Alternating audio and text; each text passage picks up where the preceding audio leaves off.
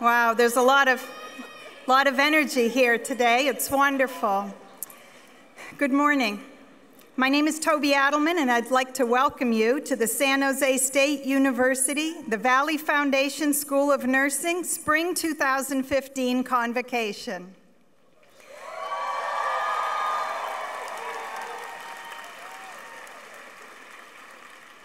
We'd like to welcome all of the family and friends here today. Where would our graduates be without the constant support and guidance they receive from home, from all of you? Thank you for all being there every step of the way for your loved one who's graduating today. I am speaking for them and acknowledging how important that support has meant to them along their journey to reach this milestone in their lives today. I'm also speaking on behalf of our faculty and thanking you all for all that you have done for our students to make it through their program. Whether it was tuition support, cooked meals, gas money, and babysitting, a shoulder to cry on, whatever it was, they and we thank you. We often hear from our students that their mother or father or aunt, brother or sister is a nurse and encouraged them or influenced them in their decision to become a nurse. It is a long tradition within our school during Convocation to make a special welcome to all of the nurses here in the audience today. If you're a registered nurse, would you please stand and allow us to acknowledge your presence here today?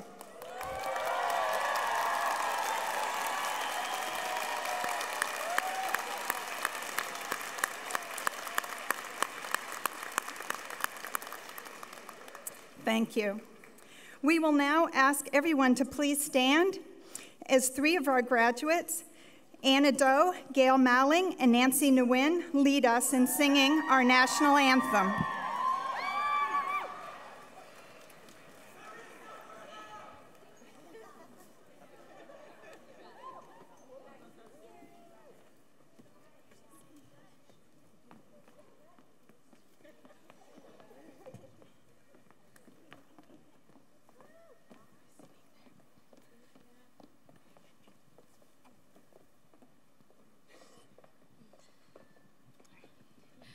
Oh, say, can you see by the dawn's early light what so proudly we hailed at the twilight's last gleaming, whose broad stripes and bright stars through the perilous fight o'er the ramparts we watched were so gallantly streaming, and the rockets' regular, the bombs bursting in air, gave proof through the night that our flag was still there.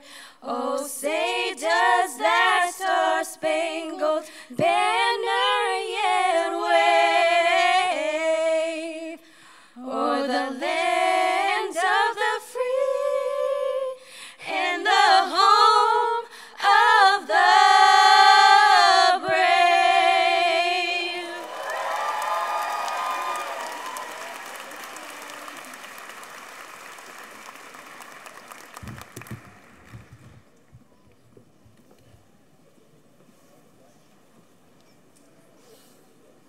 Thank you. I would now like to welcome to the podium the Interim Dean of the College of Applied Science and Arts, Dr. Alice Hines.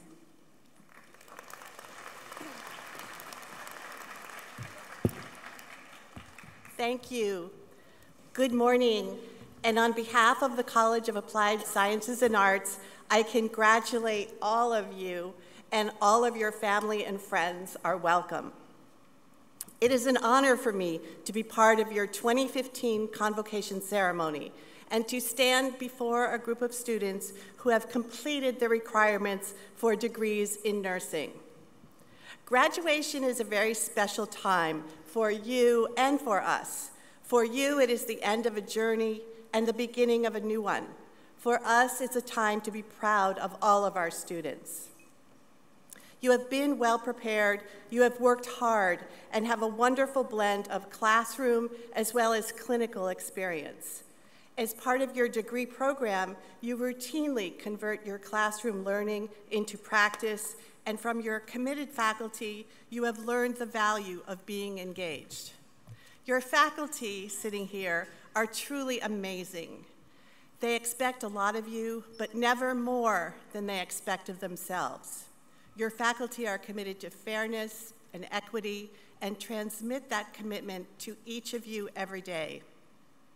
They are award-winning teachers, recognized scholars, and respected leaders, not only at San Jose State, but also throughout the state and beyond.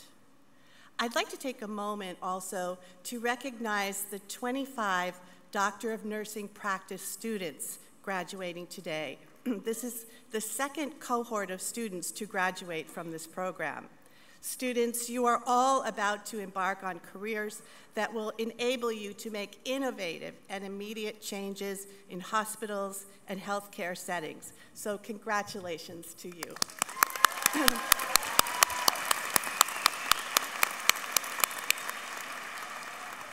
And to all of today's graduates, your family, friends, faculty, advisors, and mentors are all extremely proud of you and the education that you have worked so hard to earn, and I share in that pride.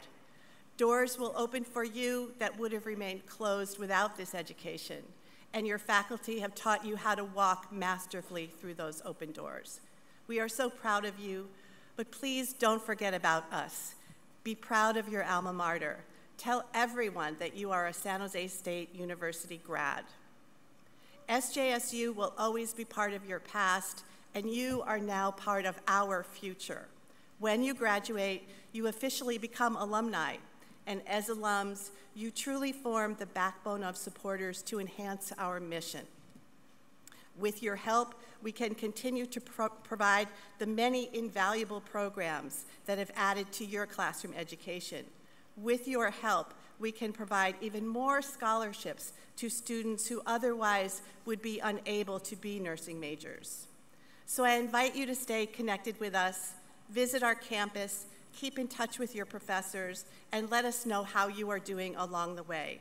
We are truly stronger because of your ongoing connection to us. And let me just say in closing that it has been truly an honor to have students like you who are passionate and committed to learning and to serving.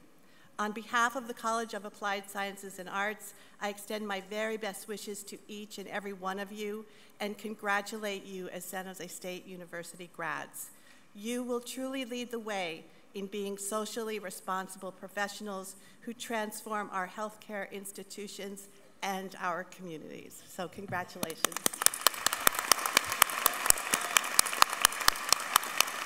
Thank you. I would now like to introduce the director of the Valley School of Nursing, Dr. Kathy Abram-Yago.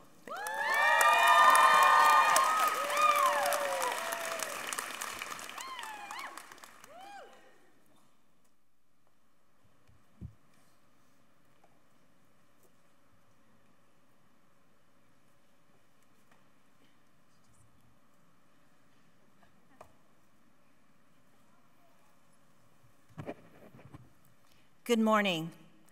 I would like to express my gratitude to the family, friends, and significant others for the love and support you have given our graduates to achieve their academic goals.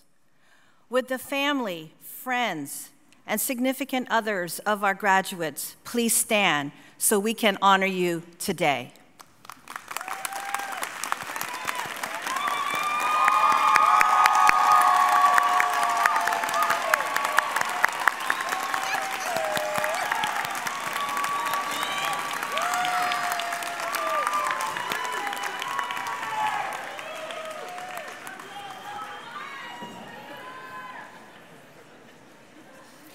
To my colleagues, the nursing faculty, I want to acknowledge your commitment to the nursing profession in preparing the next generation of competent and caring nurses. I am proud of our graduates today, and I believe they will achieve and contribute much to the profession. The mission of the Valley Foundation School of Nursing is to provide educational excellence in the science and art of professional nursing while empowering our graduates to be responsible and knowledgeable clinicians, leaders, and scholars who will meet the changing global healthcare needs. I believe we have accomplished our mission as educators, leaders, and nurses. The Valley Foundation School of Nursing offers degree programs at the undergraduate and graduate level. The undergraduate program includes a baccalaureate degree in nursing and an RN to BSN program. The graduate program includes a Master's of Science degree, a Postmaster's Nurse Educator Certificate, and a Doctorate in Nursing Practice, which is a collaborative program with Fresno State University. A baccalaureate prepared nurse is an individual who has in-depth knowledge of the physical and social sciences, nursing research, leadership, public and community health nursing management. A baccalaureate nursing education prepares a nurse for the broader scope of practice. It lays the landscape of the cultural, political, economic, and social issues that affect patients and influence healthcare delivery. Dr. Linda Aiken and colleagues at the University of Pennsylvania identified a clear link between higher levels of nursing education and patient outcomes. Dr. Aiken's study demonstrates that for every 10% increase in baccalaureate educated nurses in a hospital, there is a 5% decrease in patient mortality rate and another 5% decrease in postoperative complications. Additionally, patient outcomes are significantly better when care is provided by a baccalaureate or higher degree nurse.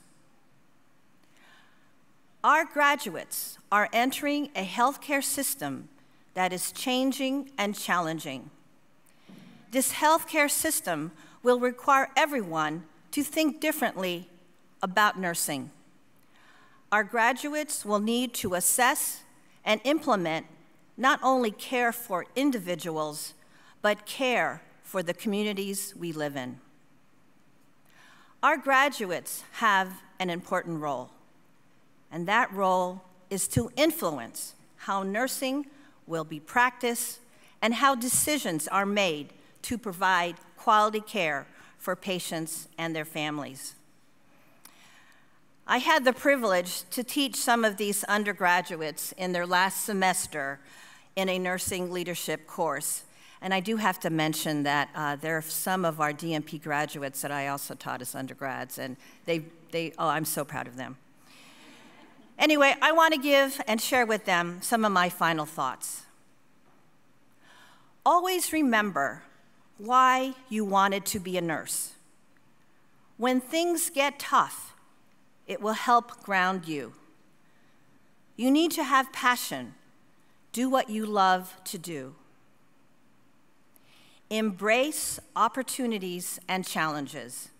They will make you stronger and wiser. Have the courage to always do the right thing. Set goals and have a vision of what you want to be. Maintain a sense of humor. Be confident in what you know. Take care of yourself and keep in touch. We'd like to know how you're doing. And always remember that every patient, every person in that hospital bed is someone's father, mother, or someone's husband or wife, someone's child, brother, or sister. As nurses, we touch people's lives every day. We have the power to make a difference in the lives of our patients. Don't give that power away, and don't let anyone take that power away from you.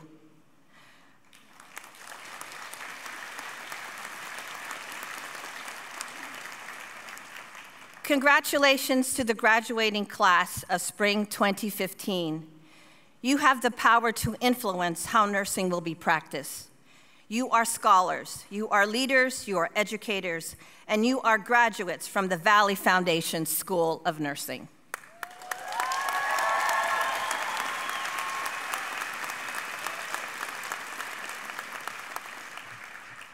It's an honor I introduce to you our next speaker, Dr. Daryl Canham.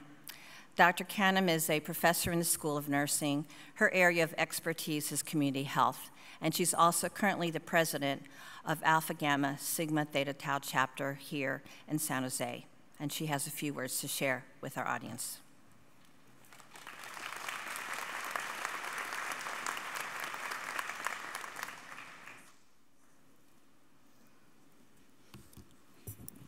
Thank you, Dr. Abram Yago. Actually, I'm the most immediate past president of our Alpha Gamma chapter. And I bring greetings to all of you this morning from Sigma Theta Tau International.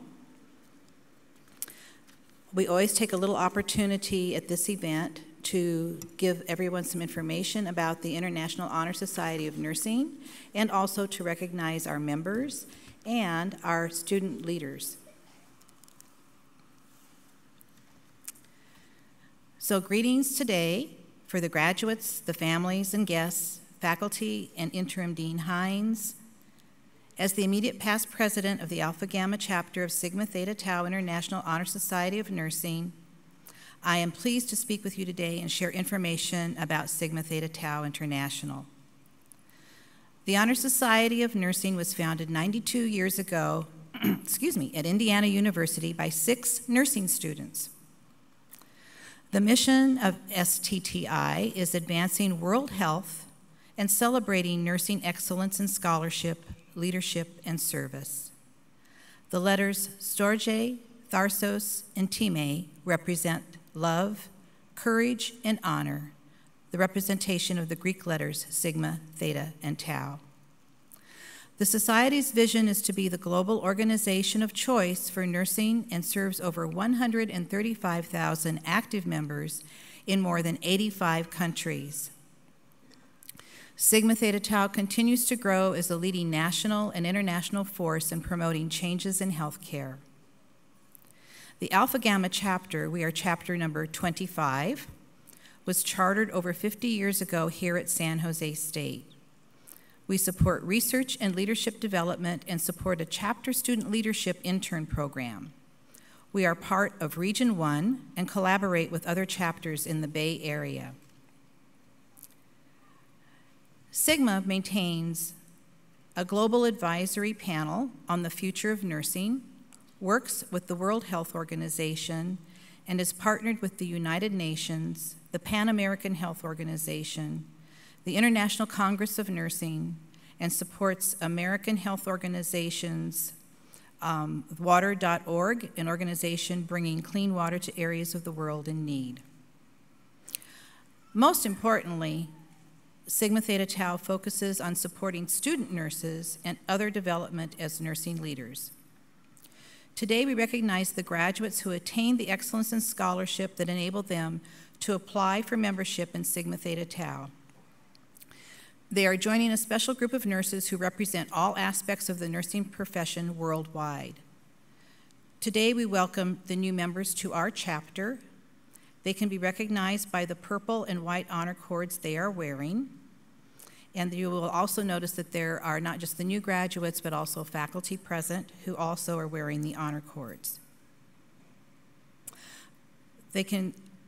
What I would like them to do at this time is invite the newest members of the Alpha Gamma chapter to stand along with the faculty members, and if there are any other attendees in the audience who are also members of Sigma Theta Tau International, if you could stand and we will recognize all of you.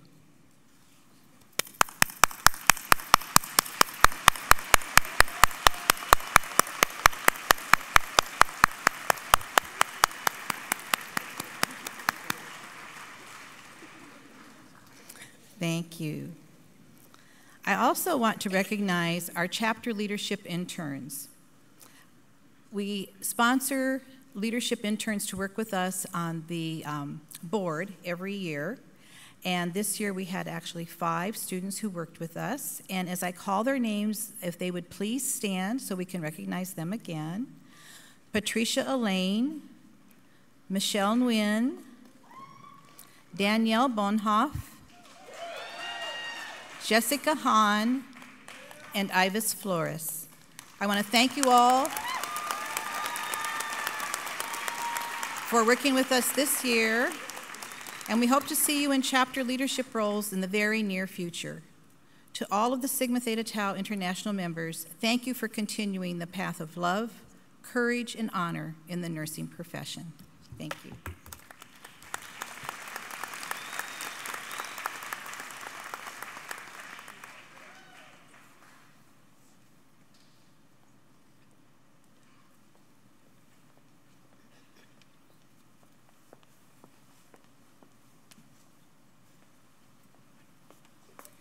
Good afternoon. My name is Arlene Spilker. I'm the retention coordinator in the School of Nursing, and traditionally we give special awards to students who have gone above and beyond in terms of volunteering or leadership roles in the School of Nursing.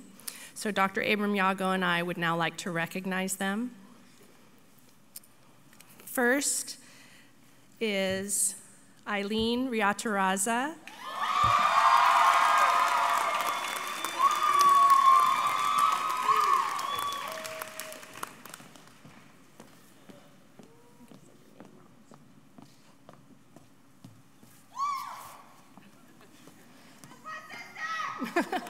She's awesome.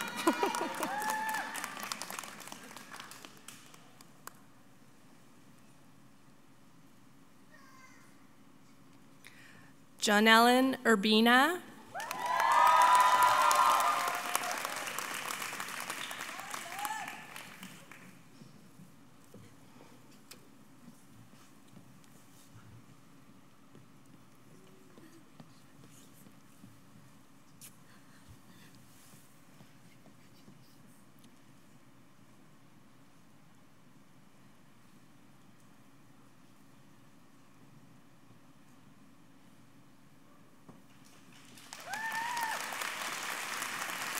Stephanie Brunetti.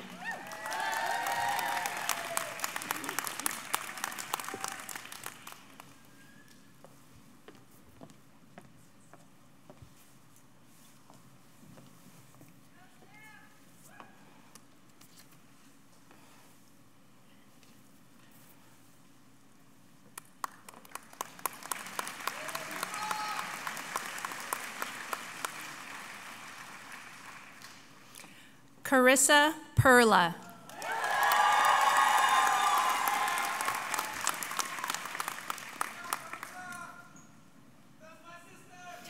She's awesome too.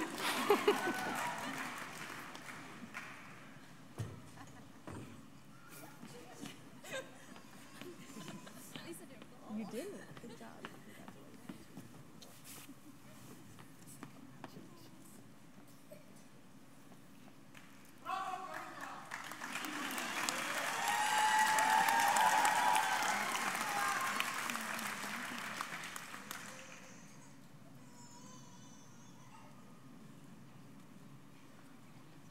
And last but definitely not least, Benjamin Kung.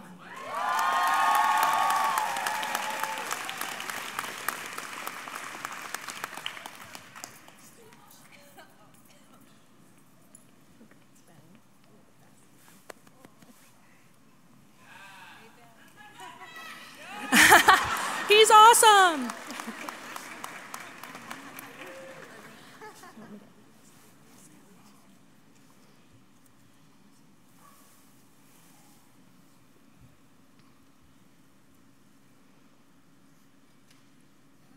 Congratulations to all of our recipients. Now I would like to introduce Dr. Lori Rodriguez.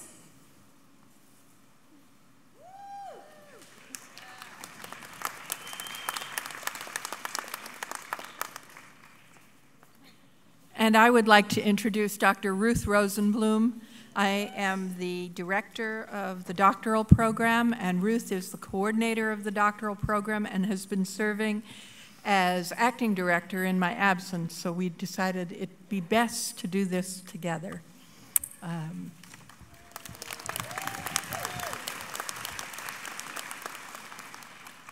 We are really fortunate to have several guests here today who have been an integral part, as you'll hear in the introduction, an integral part of the program. And I would like to introduce to you, we're in partnership with CSU Fresno, also known as Fresno State, and we're in partnership with them, and we were fortunate enough to have the leaders of the team in Fresno come and join us today. So I'd like to introduce to you Dr. and Dean Jody Hironaka.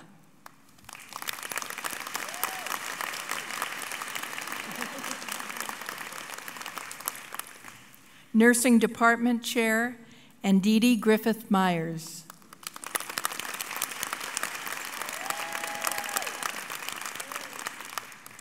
Director on the Fresno side of the DNP program, Dr. Sylvia Miller.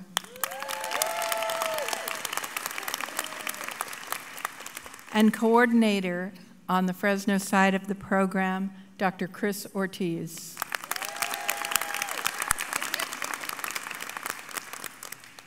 I would also like to acknowledge the members of the DNP faculty who are here, and I wonder if you'd just please stand.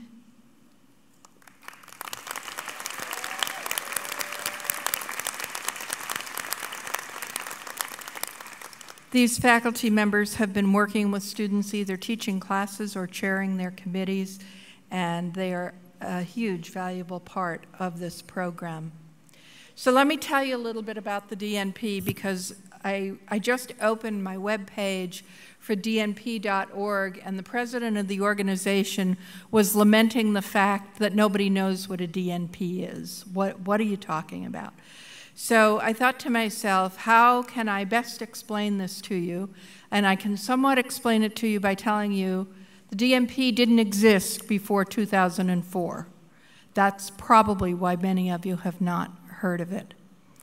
In 2004, an edict was put forward to create a practice degree in nursing.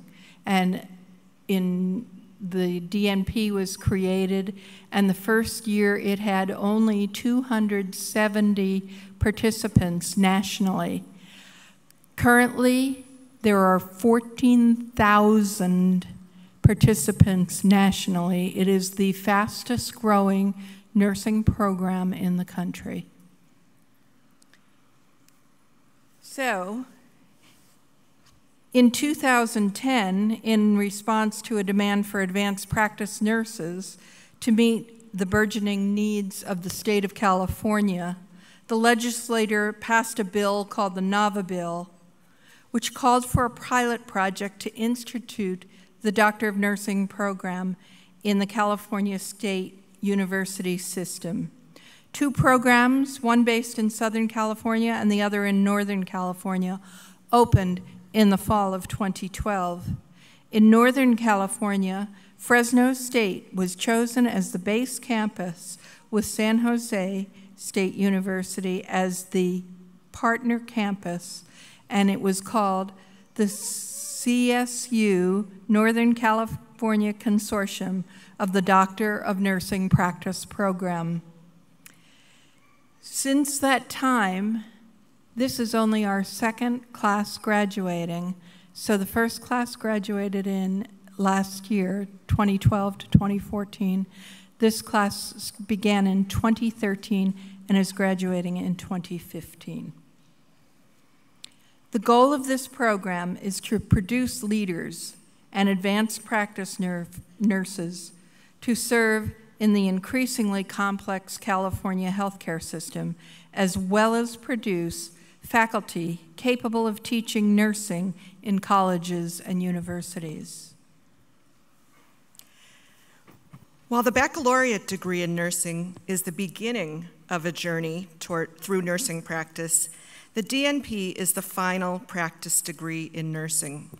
Some nurses remain at the baccalaureate level throughout their career, providing valuable and necessary and competent care to individuals, while others choose to go and continue their education via a master's degree and/or a doctoral degree.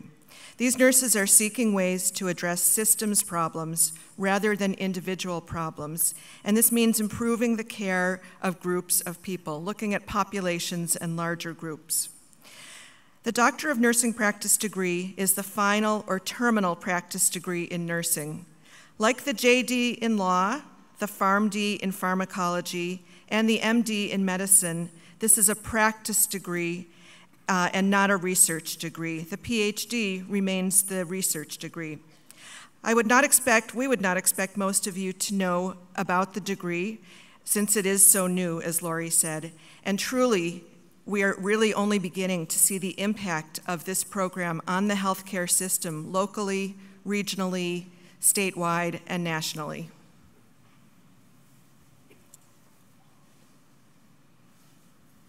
The graduates of this program are passionate about the profession of nursing.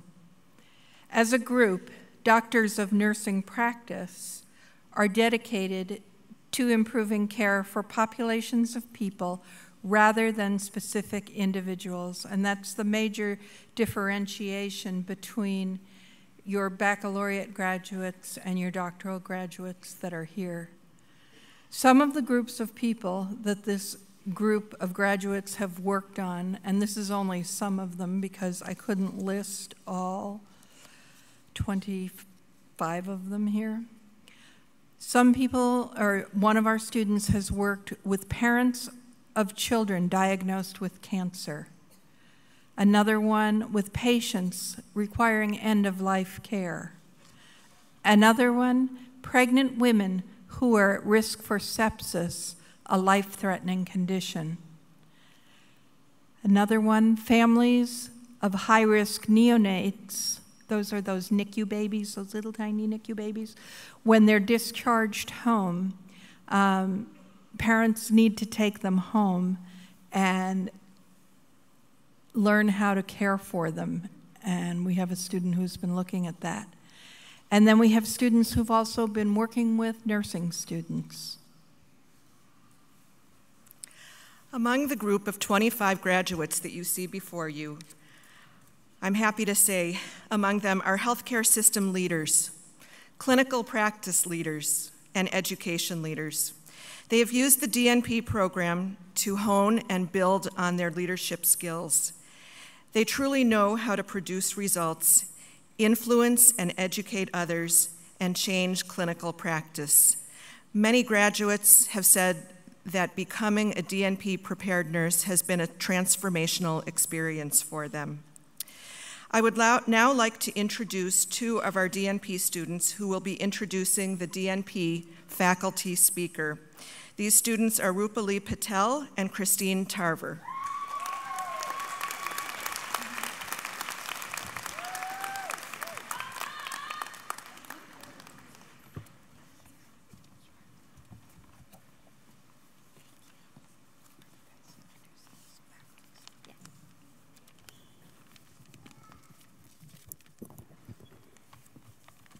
Good morning, everybody.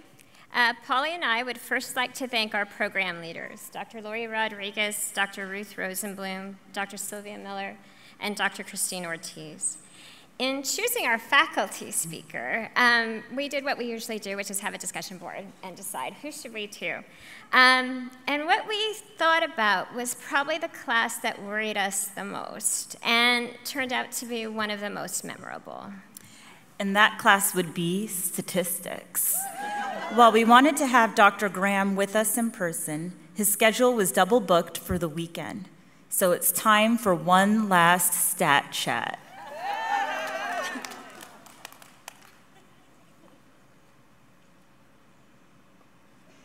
Hopefully soon. How are you? Happy graduation day. I know that I've worked with a number of you on your projects, and it seemed to me that a couple of consistent questions kept coming up. So I spoke with the faculty, and they decided it was probably a good idea if I could just come in and do a real quick review session on a couple of items, considering everybody's here and in one place. So I thought we'd have one kind of final stat chat and cover a few things that may have been giving us problems over this semester or over our projects. So what I've done is I've assembled some slides, and I thought we could go through them and just kind of review a few things. For example, in the independent samples t-test, the Levine's test, and what significance really meant. What I am totally kidding. I just really wanted to be part of your big day. I wanted so badly to come out and see you guys, and I just couldn't make the schedule work for it. So what we've done instead is a venue that I think you're pretty familiar with by now. I swear I'm real. I was talking with my wife the other day about this, and she said, they're really going to start to think that you don't actually exist. You're just some really high-tech avatar program that Case Western Reserve came up with to teach statistics to graduate students. Honestly, I'm not Max Headroom, and my colleagues in my age cohort can explain that to all the younger people who exactly Max Headroom is.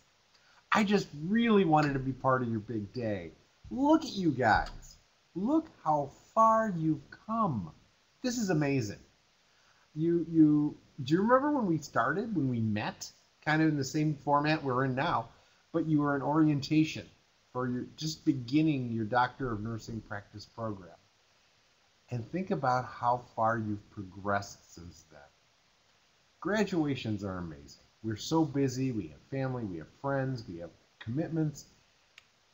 This is your day. Keep that in perspective. You worked really super hard to get here. And take a few moments today to just appreciate that fact.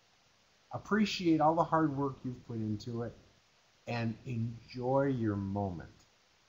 Also, remember that this is your family celebration too.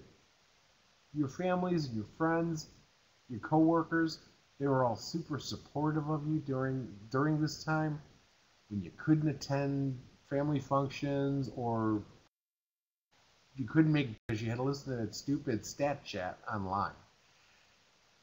This is their celebration too, because they've been with you every step of this race. And now they're at the finish line, rooting all of you on. Congratulations, doctors. You did it. Again, I just want to say I am so proud of each and every one of you, and I'm so happy that I could be even a small part of your very important day. I know it's going to be really busy, and I know we probably have a lot on the agenda, so let me go ahead and turn this back over to the graduation ceremony already in progress. Take care, guys. Congratulations.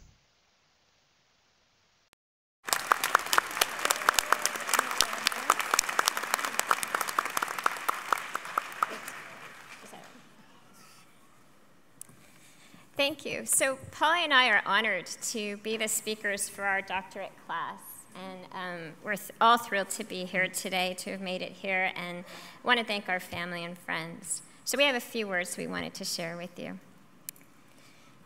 In October of 1854, a ship named the Vectis sailed from England with the destination of the Black Sea.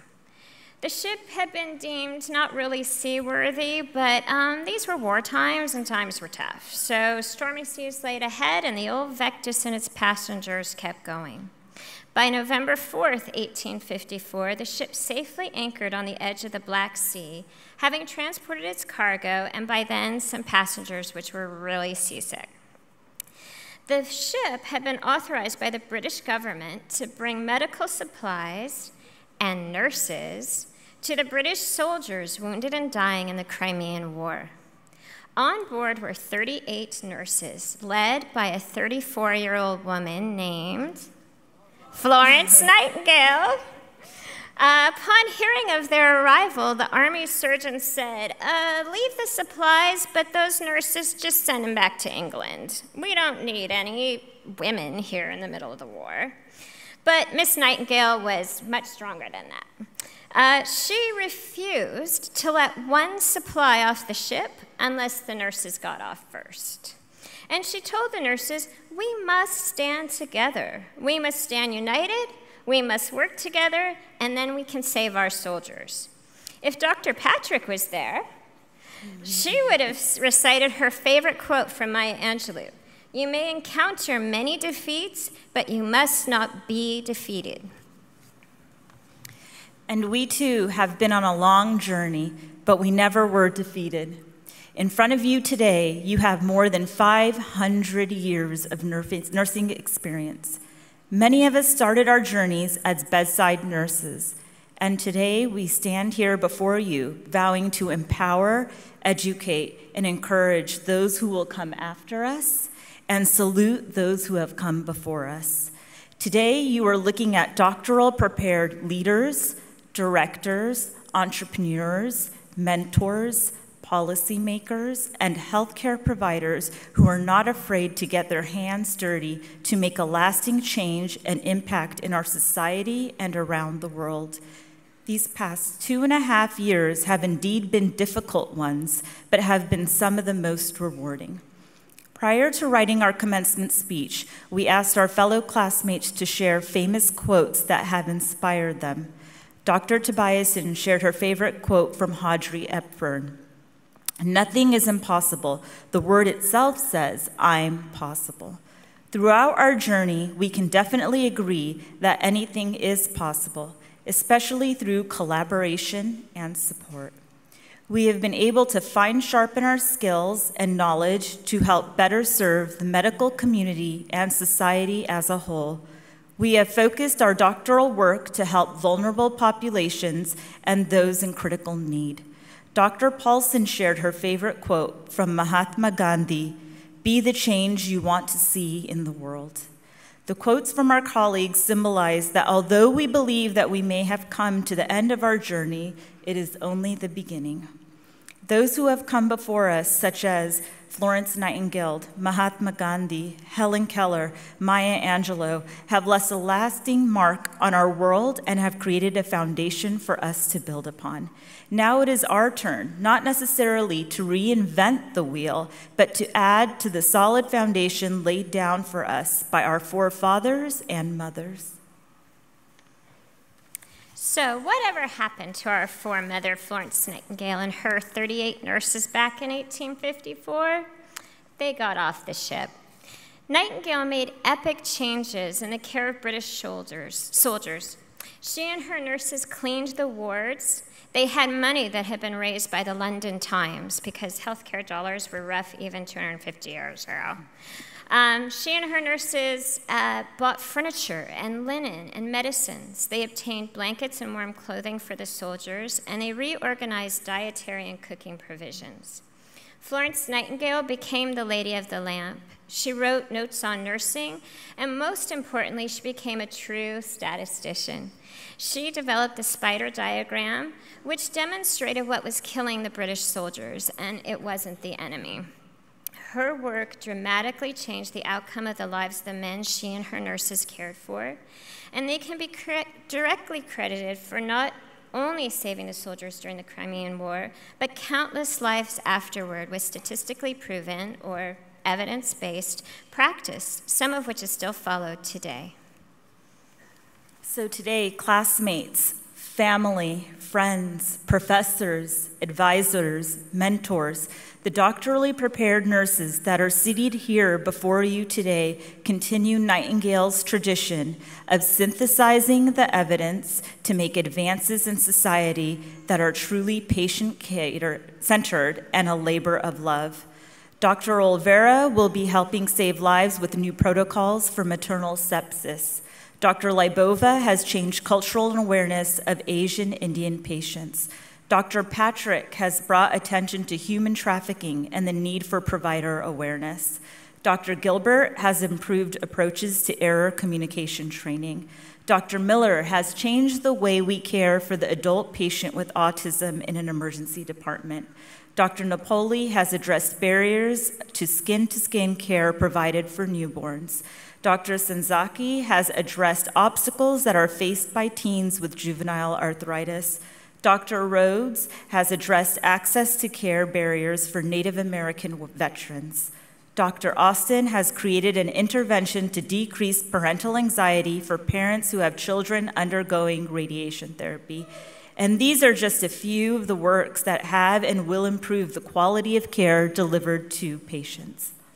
So today, we stand here with great gratitude for all of the sacrifices that our families have made, all of the words of encouragement that our friends have given, and the mentoring that our professors have provided so that we could do what we love and achieve our dreams. This journey has enlightened each and every one of us to the fact that alone we can do good things, but together we can do great things. Collaboration and support are keys to excellence and success, along with hard work and persistence. We are thankful that each and every one of you in this room today has played a special role in our lives. For this, we will never be able to thank you enough. Thank you.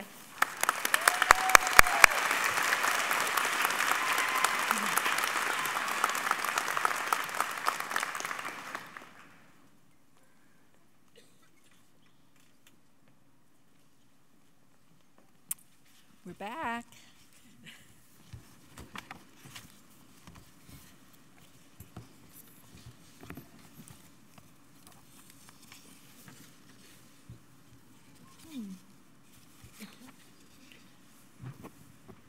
This is the portion of the program where we will be hooding the doctoral graduates. In some cases, we have their chair, and we'd like the graduates to stand. Anybody who is hooding a graduate to come and stand with us here. You might be curious why all the gowns are apricot and black. And in nursing, when somebody receives a doctorate in nursing, the gown, the color, the specified color is apricot. And that's why you're looking at these beautiful, colorful gowns. Okay, I would now like to introduce the Doctor of Nursing Practice class of 2015. Let's see, where are we? There they are. Okay, first of all, and Ruth is going to hood over here. The hooding will occur over there, but I want to tell you something. Parents of children diagnosed with cancer face a number of physical obstacles as they attempt to obtain a cure for their children. Dr. Elizabeth Austin, a clinical nurse at Stanford Children's Hospital, devised one method of eliminating one of the barriers by standardizing the way that families are treated when their child goes through a radiation procedure. The title of Dr. Austin's project is Family-Centered Pediatric Radiation Therapy, a nurse-led quality improvement collaboration model. Dr. Austin's work has changed practice in her department. May we present to you Dr. Elizabeth Austin.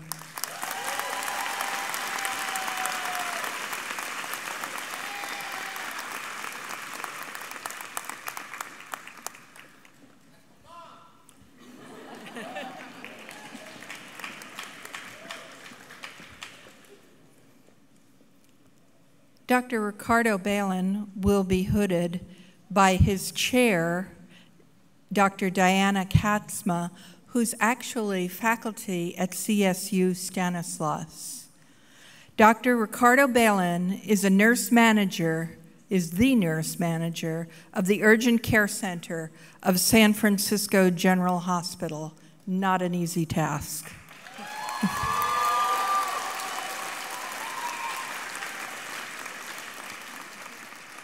He implemented an existing patient satisfaction survey instrument using a standardized method with volunteer survey administrators, making his particular study unique and resulting in a higher rate of survey participation than any other method previously attempted. The title of Dr. Balin's project is Implementation of Patient Satisfactory Survey in a federally qualified health center. I present to you Dr. Ricardo Balin.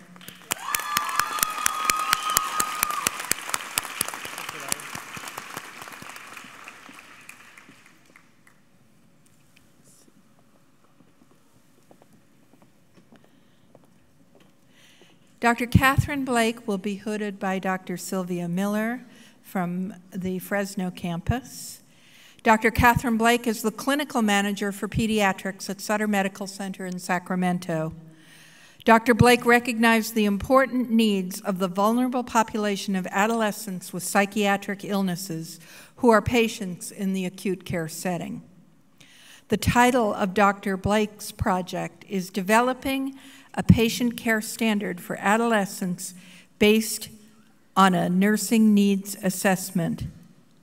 This is an important issue in all areas of the country as our problems with mental illness continue to grow. Dr. Blake will be contributing to a practice change in the Sutter healthcare system and eventually nationally, I'm sure. Thank you.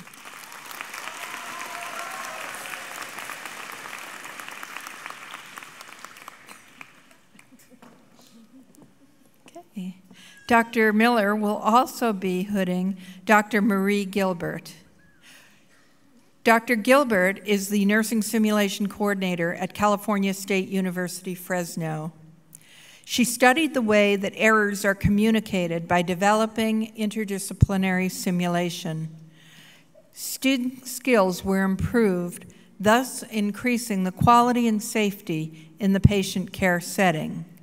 The title of Dr. Gilbert's project is A Comparison of Pedagogical Approaches to Error Communication Education, a pilot study.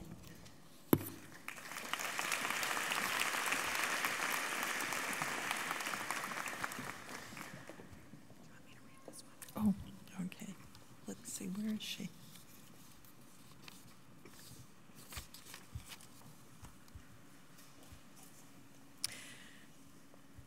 Medical reconciliation is the process of review and reconciling a patient's current medications when the patient is admitted to the acute care setting, transferred to another unit or facility, or discharged.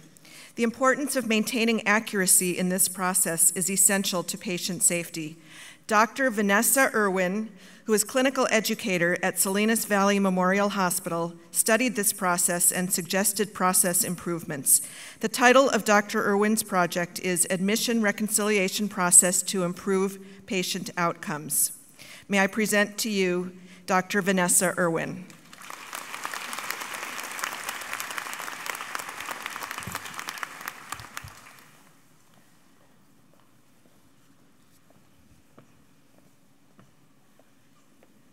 Dr. Olga Labova is nursing faculty at De Anza College and a nurse midwife. Her work stemmed from her interest in managing the health of childbearing women and assisting them with the process of labor.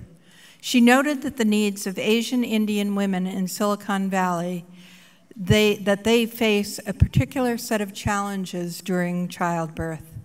The title of her project is Healthcare Providers' Perceptions of the Reproductive Challenges and Experiences among Asian American Women Living in Silicon Valley.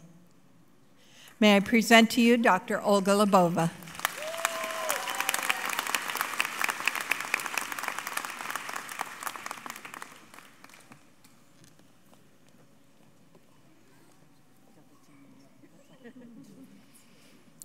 Both Dr. Miller and Dr. Ortiz will be hooding Dr. Rachel Napoli, and in a minute you'll know why.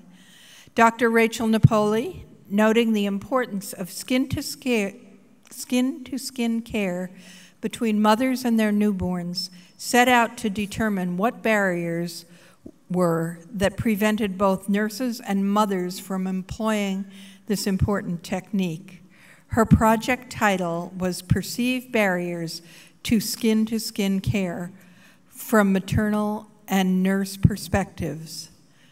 Dr. Napoli is faculty, actually was faculty at Fresno State, and is taking a new position as tenure-track faculty at Sonoma State University.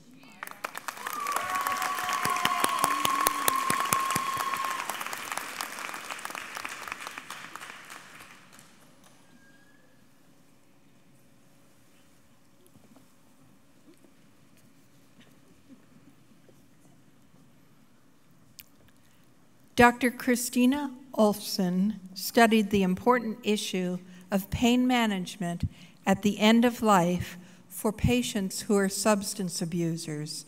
As you can see, this is a population that is very challenging, because how do we medicate people at the end of life if they're already substance abusers? Dr. Olfson is a nurse practitioner specializing in hospice and palliative care in Salinas. The title of Dr. Olson's project is Pain Management at the End of Life in Patients with Co-Occurrence of Substance Use Disorder. May I present to you Dr. Christina Olfson.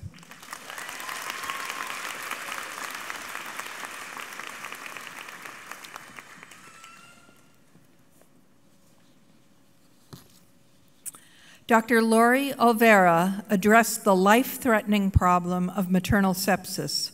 She developed a hospital-wide patient care standard and education program. Dr. Olvera's work has resulted in a change in clinical practice in the Sutter Health System. Additionally, Dr. Olvera created a groundbreaking videotape and education program to show the importance of early detection and intervention for maternal sepsis. Dr. Olvera is a clinical nurse in labor and delivery at Sutter Healthcare in Sacramento and Kaiser Permanente, Sacramento. The title of Dr. Olvera's project is Implementation of Patient Care Standard and Education, Improve Staff Compliance with Early Recognition and Treatment of Maternal Sepsis. May I present to you Dr. Lori Olvera.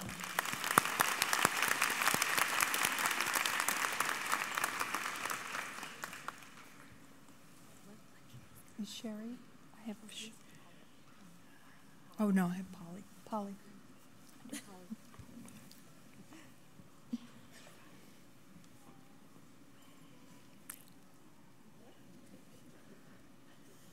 Dr. Polly Patel will be hooded by her chair, Dr. Daryl Canham, and our coordinator, Dr. Ruth Rosenblum. Dr. Polly Patel and her team at Valley Medical Center observed an ongoing problem with readmission rates of high-risk infants occurring once the babies had been discharged to their home. These were the very little babies I was talking to you about. This is a national problem as well. Dr. Patel was able to demonstrate through her work that home visits made by pediatric nurse practitioners were able to reduce readmissions and errors made. Dr. Patel is a graduate of the baccalaureate program at San Jose State and received the Outstanding Doctoral Degree Project Award. She is also has been designated a Sigma Theta Tau, National Honor Society, Rising Star. Dr. Patel is the director of VMC, Valley Medical Center, Babies Reaching Improved Development and Growth in Their Environment, and coordinator of the Santa Clara Valley Medical Center High Risk Infant Follow-Up Program. The title of Dr. Patel's project is Pediatric Nurse Practitioner Home Visitation for High-Risk Infants Leads to Reduction in Home Care and Health Care Utilization Errors. May I present to you Dr. Polly Patel.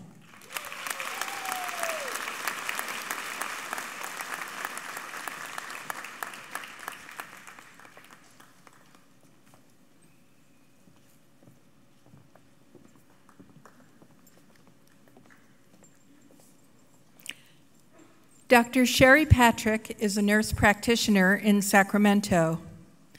The problem of sex trafficking in the state of California is growing. Dr. Patrick identified a need to educate nurse practitioners so that they could be prepared to identify and assess this vulnerable population. The title of her project is Commercial Sexual Exploitation: Are Nurse Practitioners Ready to Combat Sex Trafficking? May I present to you Dr. Sherry Patrick.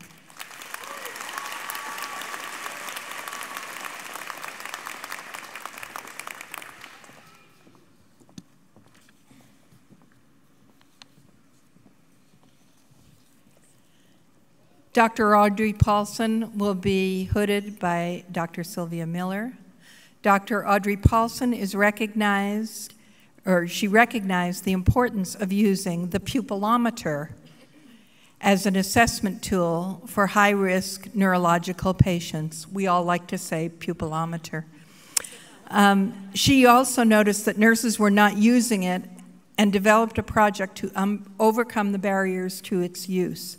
This tool is used in assessing patients with stroke and head injury and can lead to early intervention that promotes safety and prevents harm. Dr. Paulson is a nurse practitioner at Good Samaritan Hospital. The title of her project is The Pupillometer in Practice: Identifying and Overcoming Barriers. May I present to you Dr. Audrey Paulson.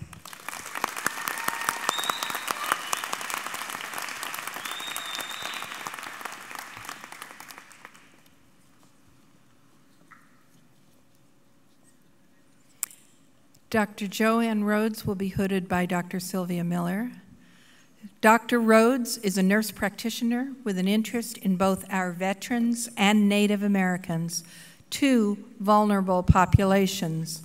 Her interest led her to her project to qualitatively study the access to barriers for Native American veterans.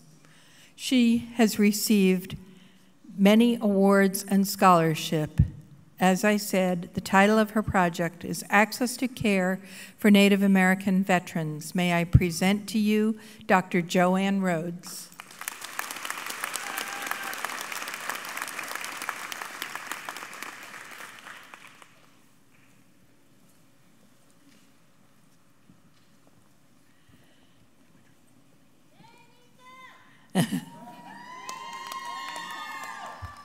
Poor and inadequate handoffs or transfer of care of the surgical patient come from the primary to the relief operating room. Registered nurse circulators can result in irreversible patient harm or sentinel events. Sentinel events is essentially death, such as retained foreign items.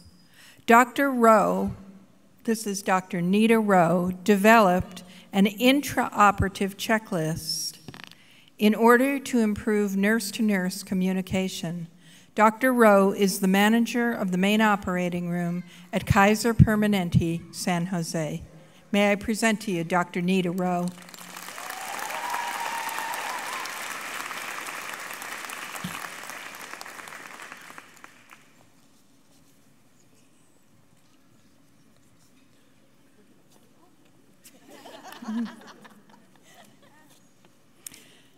Dr. Susan Senzaki performed a pilot study looking at medication non-adherence in teens diagnosed with juvenile arthritis.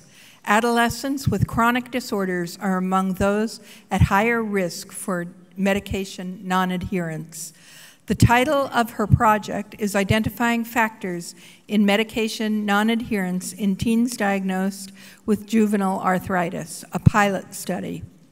Dr. Senzaki is a part-time clinical instructor in pediatrics at Fresno State University. She also gave birth to her fourth child during this program. And all those kids are under 12 years old. So thank you, Dr. Senzaki.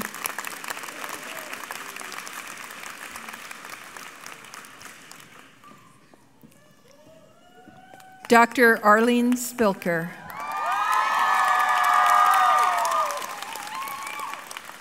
is clearly a fan favorite here. Developmental positioning for preterm infants is an essential skill for neonatal intensive care unit nurses. While the benefits of developmental positioning are evident in the literature, Dr. Spilker set out to improve NICU nurses' knowledge of developmental positioning. Dr. Spilker is a full-time lecturer at San Jose State University and is the retention coordinator. She is also a staff nurse at Good Samaritan Hospital and adjunct faculty at the University of San Francisco. The title of Dr. Spilker's project is The Effectiveness of Standardized Positioning Tool and Bedside Education on the Developmental Positioning Proficiency of NICU Nurses. May I present to you Dr. Arlene Spilker.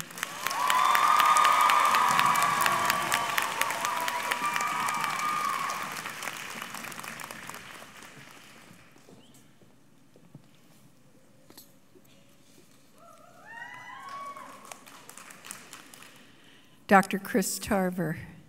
Rapid Response Team Intervention is a widely used intervention in acute care hospitals in the United States. As Director of Medical Surgical Services and Magnet Program Director at El Camino Hospital, Dr. Tarver was determined to find methods of improving the rapid response team interventions and found that automation of calling and alert, as well as increasing staff nurse sensitivity to the vulnerability of psychiatric, mental ill patients and chronic cardiac disease, would improve quality of the rapid response. The title of Dr. Tarver's project is Factors Leading to Rapid Response Team Interventions in Medical Surgical Patients. May I present to you Dr. Christine Tarver.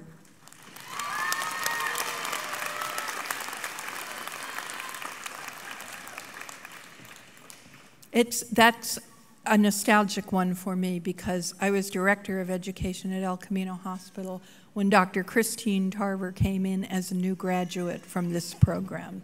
So this is a long road.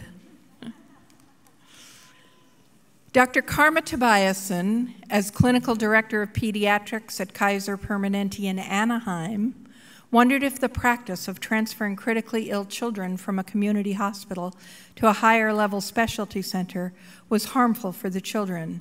In her retrospective chart analysis, she found that it was safe to continue these transfers. Thus, she provided evidence for this previously unstudied practice. The title of Dr.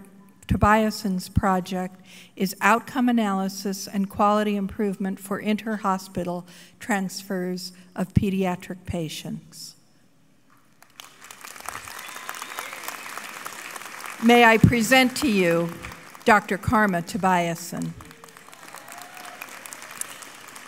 And we just heard today that her article has been accepted for publication in the Journal of Pediatrics.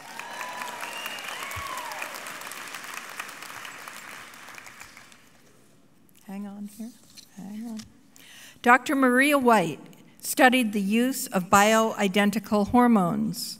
For years, synthetic estrogen has been known to be a contributing factor to breast cancer. Dr. Dee White used a retrospective chart review to identify if bioidentical hormones were less likely than synthetic hormones to produce negative effects. The title of Dr. White's project is Bioidentical Hormone Use at 4 Years. Is there increased incidence of breast cancer and myocardial infarction? May I present to you Dr. Maria or Dr. Dee White.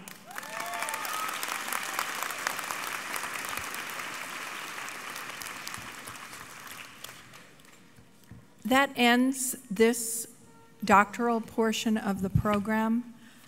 I hope that you can see how here we have about 20 nurses who have reached the doctoral level. And as I said, there are 14,000 of them in schools across the country. Healthcare, folks, is going to change, and it's probably not going to change because of anything Congress or the President has done. It's going to change because of the people working to make changes in the entire system and improving the healthcare experience for you. Thank you.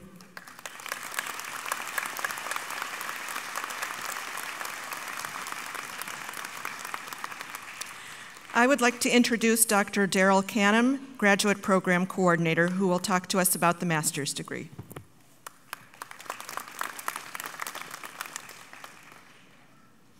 Thank you, Dr. Rosenblum, and congratulations to our new DNP graduates. Wonderful to see you all here today.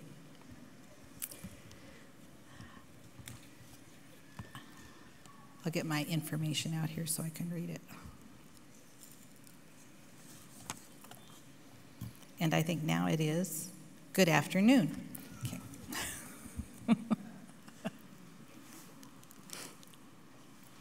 So good afternoon to, again, our graduates, family, friends, significant others, guests, faculty, and Interim Dean Hines, and all of our honored guests. It is an honor to be part of this important occasion today as the Valley Foundation School of Nursing Graduate Program Coordinator. The master's program prepares advanced practice nurses as nurse administrators and nurse educators. Advanced practice nurses make a difference in healthcare.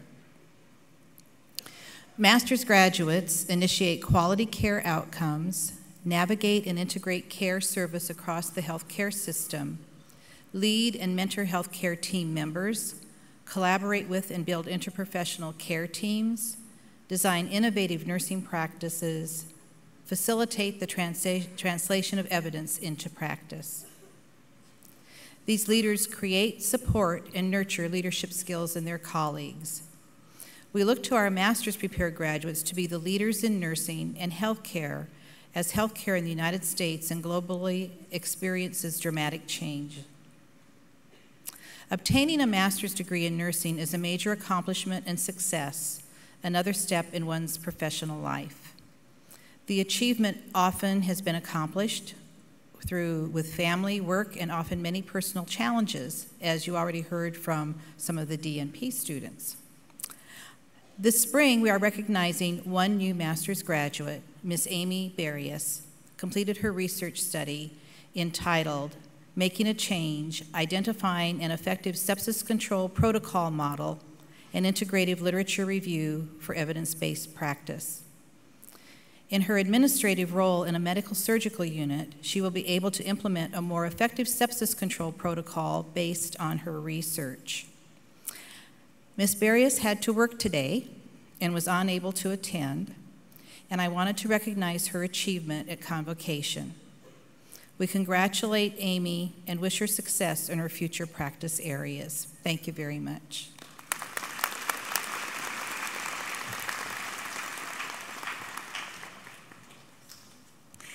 I now have the distinct pleasure in officially for the first time welcoming Dr. Arlene Spilker to the podium.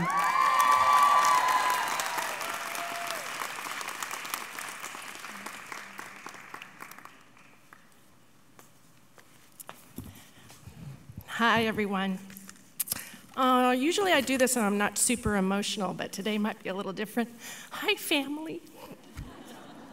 All right. Good afternoon, family, friends, faculty, and most especially the graduating class of the Valley Foundation School of Nursing, class of spring 2015. You did it. If you don't know already, my name is Arlene Spilker, Dr. Arlene Spilker. And I am a lecturer and the retention coordinator for the School of Nursing at San Jose State. It is my great honor to speak to you about this very special group of baccalaureate prepared nurses. I first met this class during their first semester of nursing school, and there are so many things I remember about them. The first is their extreme determination. This class was not going to let anything stand in the way of them becoming nurses. And despite any challenges they may have faced, They persevered. Several of these students even managed to produce other humans while going through this. One even had 2 humans. Not even childbirth and caring for newborns could slow them down. Second, this class has a great sense of humor. I will never forget arriving at the pathophysiology final to see an entire row of them sitting in their personal protective equipment. Now, for those of you that don't know, that's not condoms. It's a mask, hat, and gown. You'll actually see it in a slideshow later. Even at that very stressful time, they were able to see beyond that and make each other and myself laugh. Finally, this is a class of unique individuals. Whether they were quiet or outspoken, they have made great impacts on the community, health, global health, and esprit de corps of the School of Nursing. They are now able to reap the rewards of all of that hard work and lack of sleep. Their journey is far from over, however. Although nursing school has taught them a great deal, they will learn even more over the next few years and beyond. To the graduates, as you grow in this profession, I want you to remember a few things. Remember to be brave, and also remember to be kind. These 2 traits are essential for excellent nursing care and will serve you well. Remember to wash your hands. Use 2 identifiers, and if something doesn't fit, don't force it. Remember that silence and touch are 2 of our most powerful tools when dealing with patients and families. Also remember that our voice and unique body of knowledge are the most powerful assets we have when dealing with other members of the healthcare team and the public in general. Knowing when to listen and when to speak, and then actually speaking, are invaluable skills that will serve you well both professionally and personally.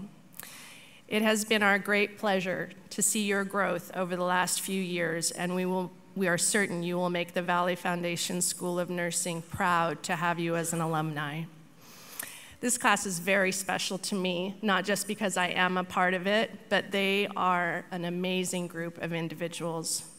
Nursing school is a transformative journey, and I guarantee that the graduates of this class have evolved over the past few years. For those of you who have been on this journey with them, you may have wondered, where did my wife, husband, girlfriend, mother, father, sister go? I haven't seen them. They have missed multiple vacations, weekends, and outings in the hopes of achieving their dreams, and they have done it.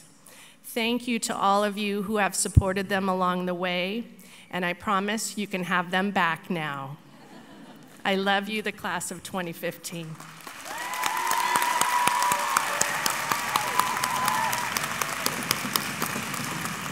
I would now like to introduce our class speakers, gave you a little promotion there, Ben. Benjamin Kung and Chloe Talbot.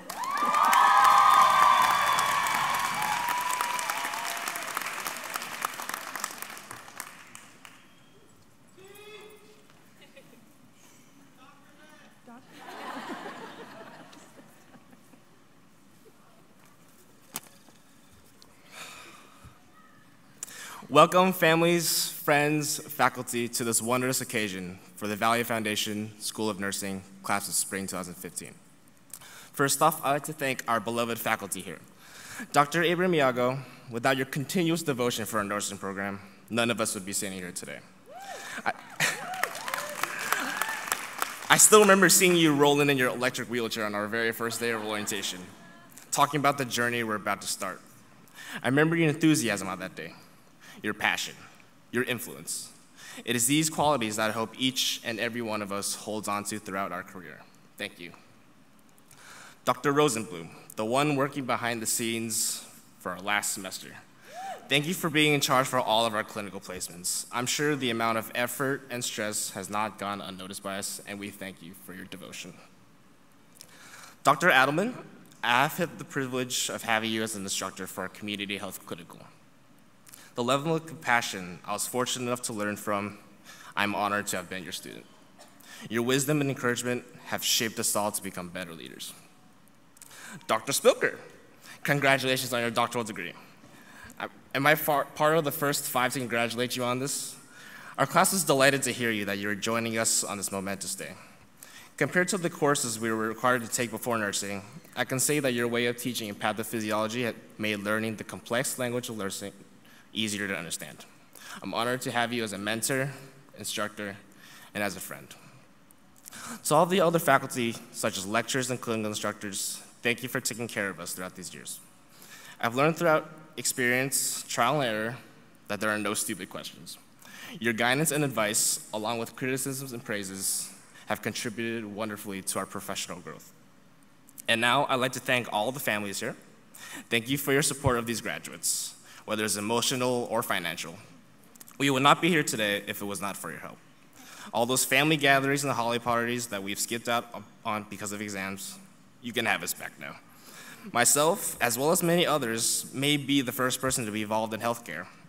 We will now be ready to answer your questions that you forgot to ask your doctor. My fellow classmates, 3 years already. You never thought you'd see me up here, did you? But it has been like a train ride these last 3 years. A very bumpy train ride with a lot of obstacles. We have lost a few passengers on this bumpy ride, but some of them are still with us as if they never got off. Some also hopped on, but just at a different station. But altogether, we've reached our destination as baccalaureates in nursing. From the beginning to the end, we've shared countless moments, from laughter in and out of class, to frustration about class, and to sadness resulting from class. We've all developed invaluable bonds amongst each other. Dr. Abraham Miyago wasn't really kidding when she said this would become our family for the next 3 years. I can sincerely say that I've met some amazing people throughout nursing school, and some I can consider my closest friends. We mustn't forget what's happened so far. We've learned so many things: skills, medications, communication, professionalism, you name it. From changing baby diapers to adult diapers, starting IVs, Foleys, NG tubes, anything we're legally allowed to place inside a human body. Medications aren't easy either. Why would you name a medication Flomax if it's not a laxative? The foundation of nursing has really been built in us. We haven't realized it yet, but we're going to play a monumental role in people's lives. Most of the time, without recognition for it either. As nurses, we are expected to care for patients more than we care for ourselves. As nurses, we are expected to go above and beyond for our patients, and sometimes their families at the expense of our own needs. We must remember that we must care for ourselves before caring for others. I'd like to read a quote from our First Lady, Michelle Obama. "You may not always have a comfortable life, and you will not always be able to solve all the world's problems at once. But don't ever underestimate the importance you can have, because history has shown that courage can be contagious, and hope can take on a life of its own." Thank you, and congratulations again to the Valley Foundation School of Nursing class of spring 2015.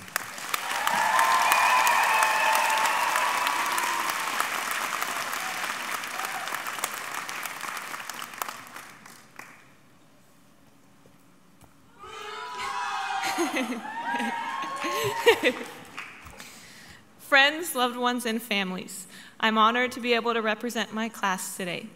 I remember 6 semesters ago, we walked into a classroom where we all just looked at each other and considered ourselves lucky to be in the room.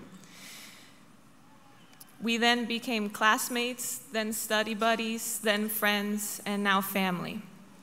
It seems like yesterday that we had our orientation and Dr. A.Y. wheeled in on her wheelchair, and she gave us her usual inspirational speech as she does every day, and we sat there in 10 out of 10 fear. We were all looking around at each other, scared to death, not really realizing what we had gotten ourselves into. It was on that day that we all failed our first nursing school question asked to us. I believe it took a lot of us a while to be able to answer that question without uncertainty. And that question was, what comes first, family or school? At first, we didn't know how to answer because we thought it was a trick question. After having to fight our way through prerequisites and TEAS testing, after sacrificing time with friends and family to get A's in all of our classes, and after endless sleepless nights of studying, what else did we know but school? I have come to realize that that was the only question that the ABC approach did not apply. But we didn't only learn that family is the most important thing.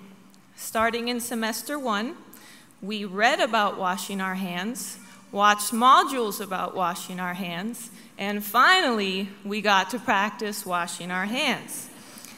We also learned that BS and SOB aren't always derogatory terms. Semester 2, Med-Surg Theory. Learn to take tests where A, B, C, and D are all correct answers. Every answer is right, but get this, you are still wrong. We also finally had our first clinical day. That day we get to actually deal with real people.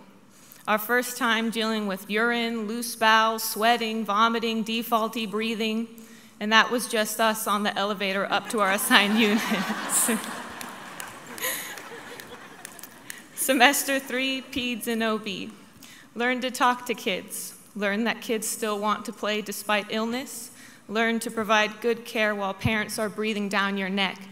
Learn to tune out screaming women, and finally learn how to birth a child.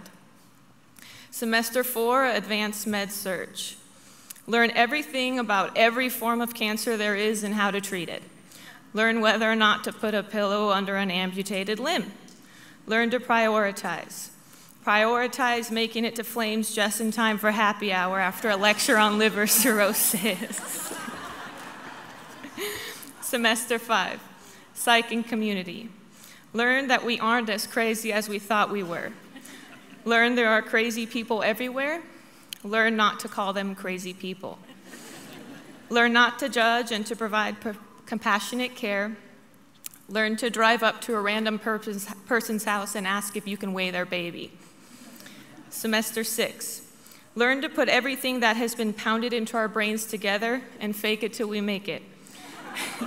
We finally made it to the top of the totem pole, so enjoy it as much as you can now for the next few hours, because as of 2 p.m., we were right back at the bottom as new grads, you guys.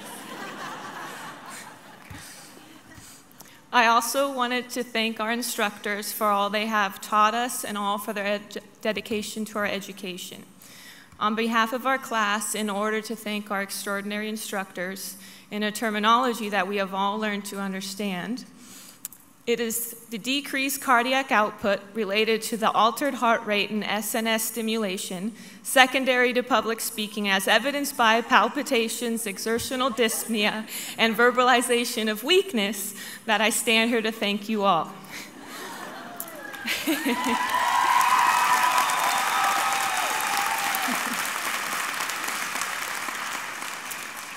We thank you for sharing this experience with us, for telling us your stories, and for sharing your mistakes and triumphs in order for us to be the best nurses that we can be.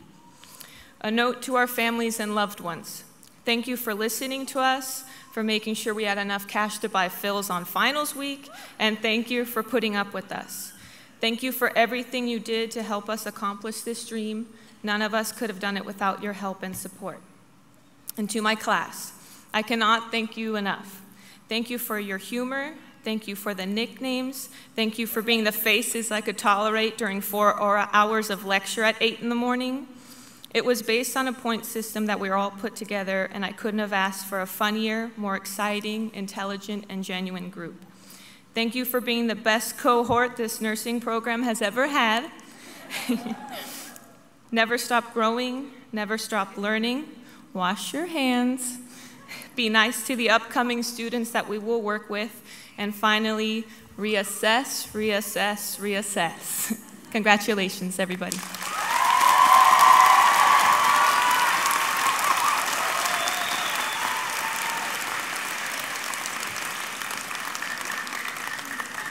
Thank you, Ben and Chloe. I want to say we, your faculty, are very proud of you. Your success is our success and why we stay in teaching. Before we have the baccalaureate class video, I'd like to ask all those of you who have been invited to do pinning of our graduates to please follow Jasmine and David on the exit to my right, and bring your packets with you, with them, before the video. The rest of us will enjoy the video. Thank you.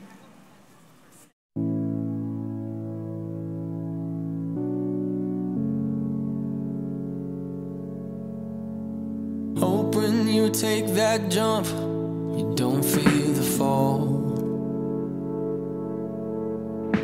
Hope when the water rises, you build a wall. Hope when the crowd screams out, you're screaming your name. Hope if everybody runs, you choose to stay. Hope that you fall in love and it hurts so bad.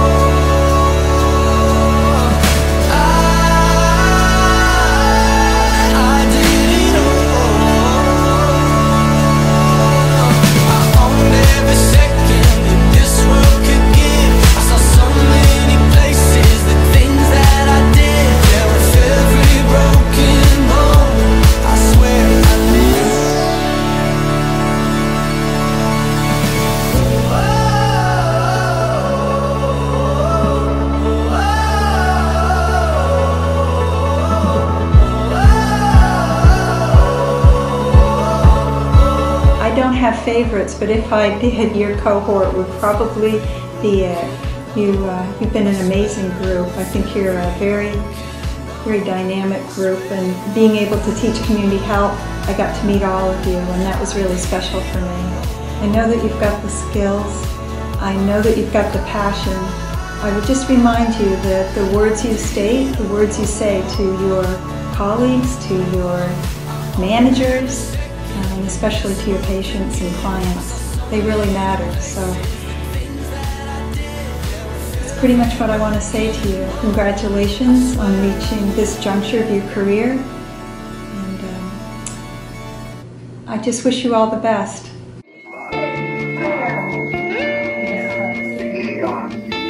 We go hide away in daylight. We go undercover, wait out the sun. Got a secret side in plain sight. Where the streets are empty, that's where we run. Definitely my words of wisdom that I would give you is that please follow your dreams, follow your passion. Don't let anyone pigeonhole you into saying you have to do med-surg first, you have to do that first. Be different, be unique, and jump outside the box so totally and go. And if you want to get into pharmaceutical sales, or if you want to do mission work abroad and do international nursing, just do it. Never wait, jump all, just hands, feet, everything in there, and just do it. Congratulations, class of spring 2015. Woohoo, you did it. So the thing that I will remember most about this class is your sense of humor and the breadth of personality that you have in this class. You have some very outspoken, not assertive, very go-get-em kind of people, and then you also have the more quiet people that sort of hang back and do their own thing. Everybody has a really distinct personality, which I love. I love how cohesive your class is. You guys get along well, and I'm super impressed with how specifically you've taken on a leadership role in the School of Nursing and the things that you've done with SBAN and CNSA and all of those organizations that you guys have been working with. So happy that you have chosen our profession. We're so lucky. Words of wisdom. You probably already know what I'm going to say. Be assertive. Be brave.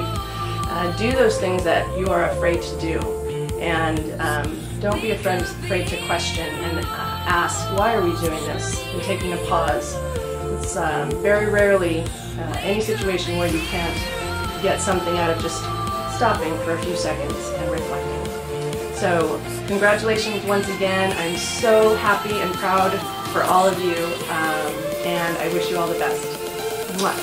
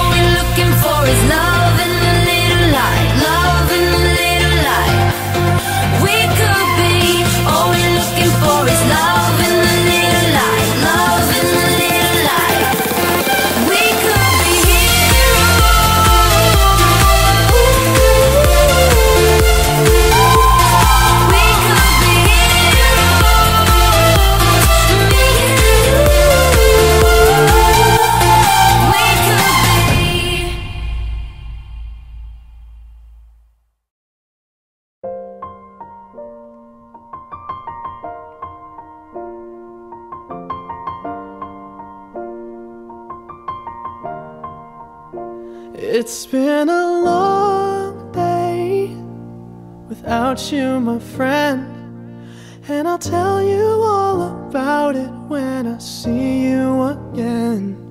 We've come a long way from where we began.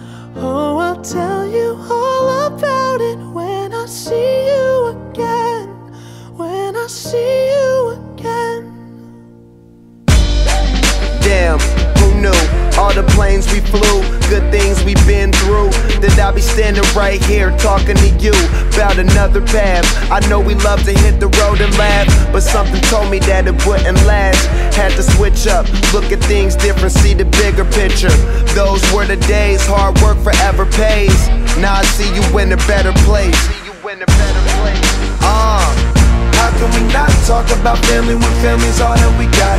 Everything I went through, you were standing there by my side, and now you gon' be with me for the last ride. It's been a long day without you, my friend, and I'll tell you all about it when I see you again. We've come a long way, from where we began. You know, we started. Oh, I'll tell you all about it when I see you again. I'll tell you. When I see you again.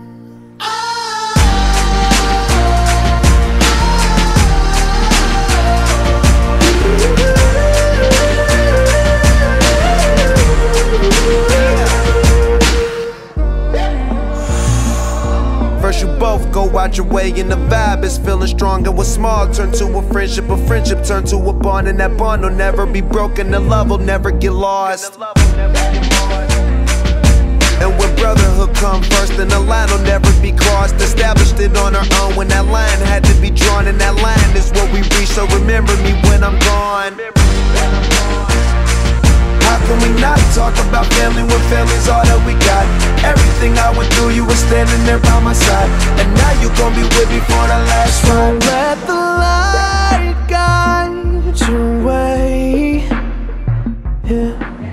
Congratulations, class of spring 2015.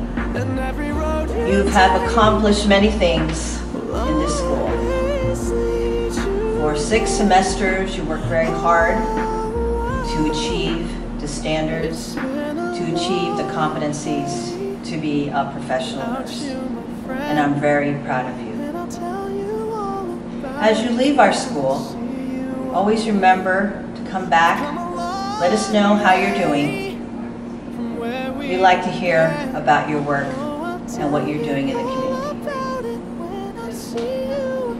Remember, you will face many challenges this first year, but I know you will be able to meet those challenges because you are San Jose State Valley Foundation School of Nursing graduates. Good luck. Have courage.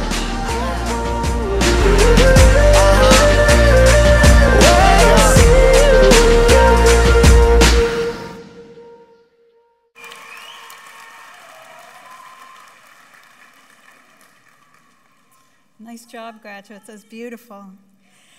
In honor to celebrate and honor the baccalaureate students, I would like to welcome to the podium Dr. Ruth Rosenblum and Dr. Constance Hill, who will facilitate the pinning ceremony for the undergraduates.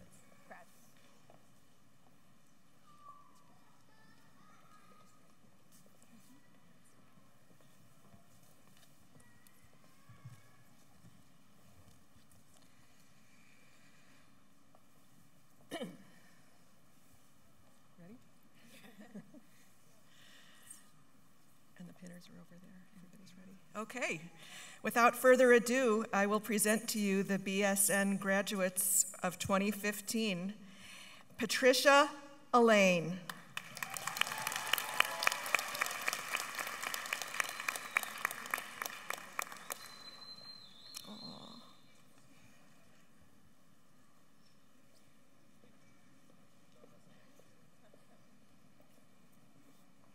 Cute.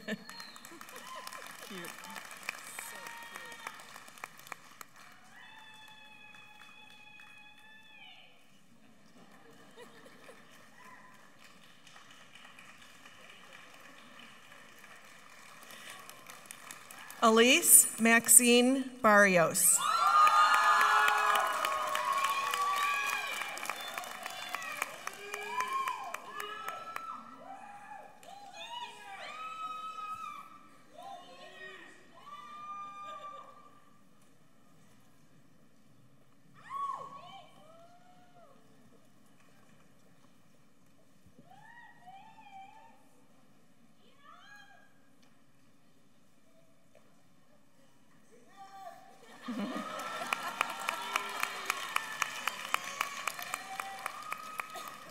Herminia Burdan.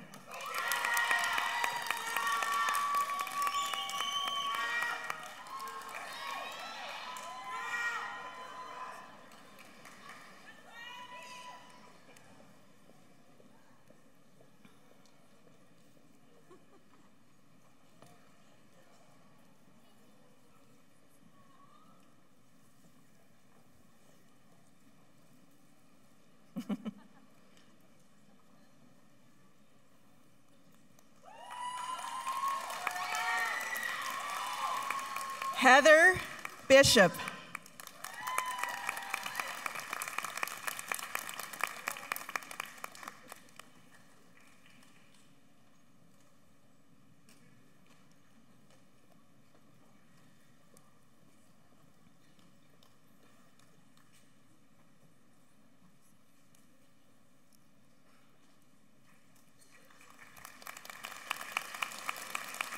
Danielle Bonhoff.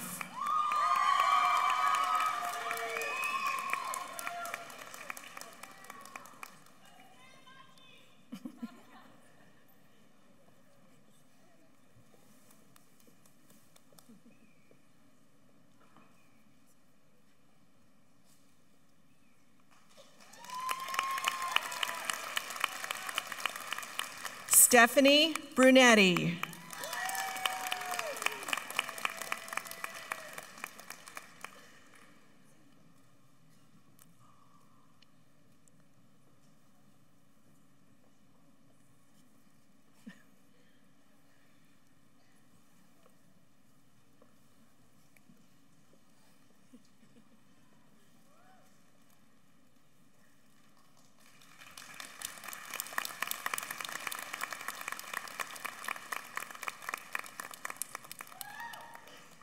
Hannah Cameron Butler.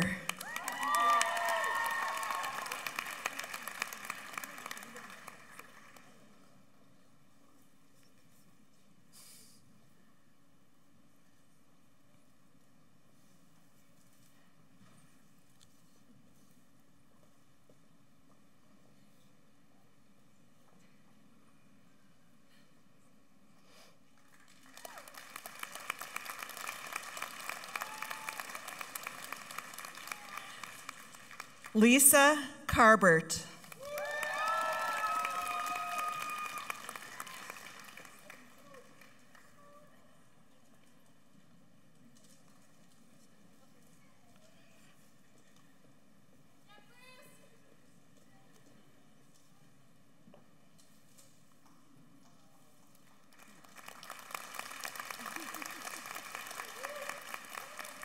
Christine Tamaris Condi.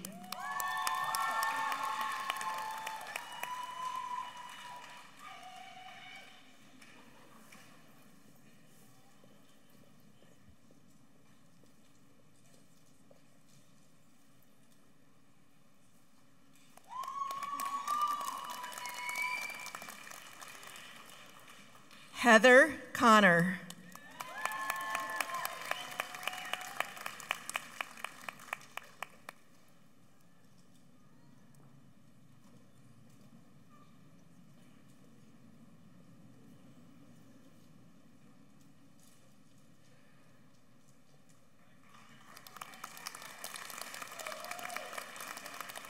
Marina Cottle.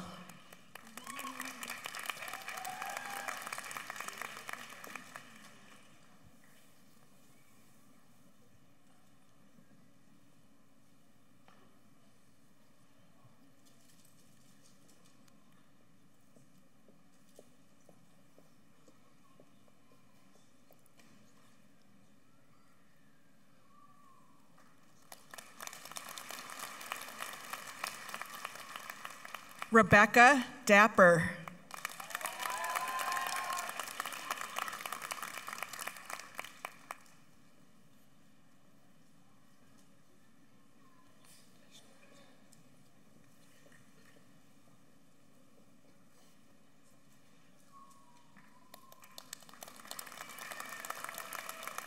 Shilpa Deshmukh.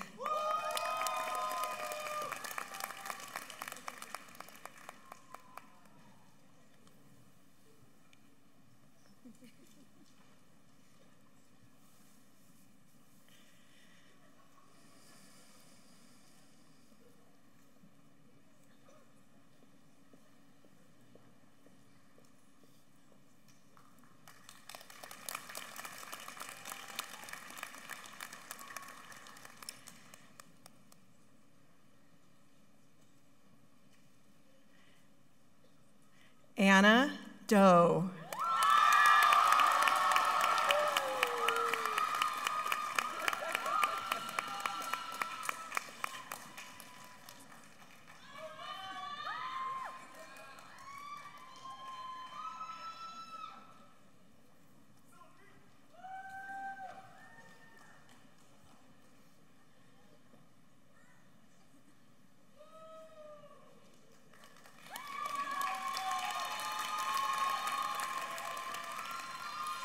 Samantha Dew.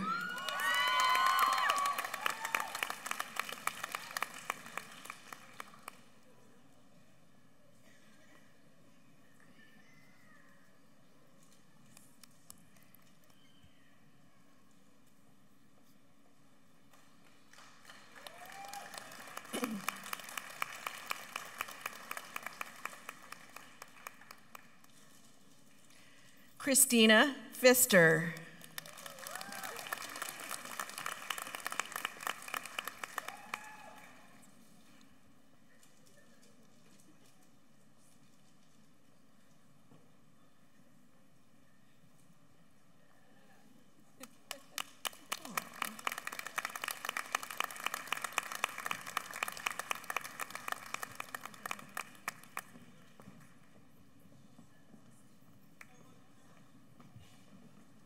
Evis Flores.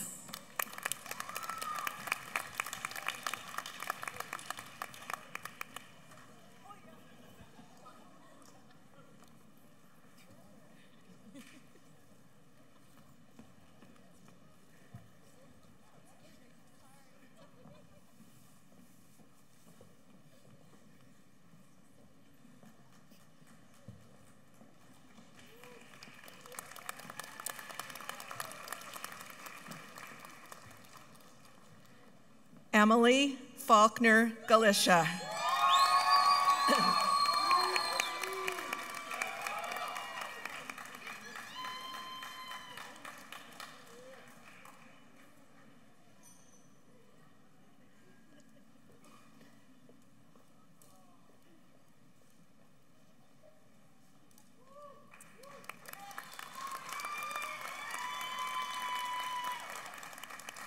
Bernadette Logan Galiza.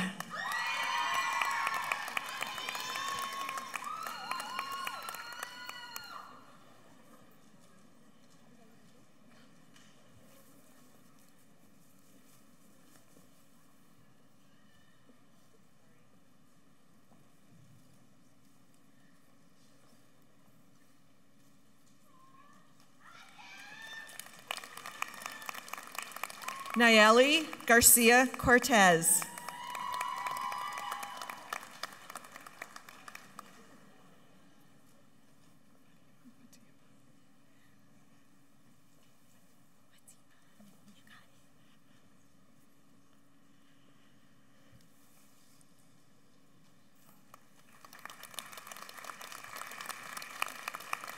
Fatima Anjali Gonzaga.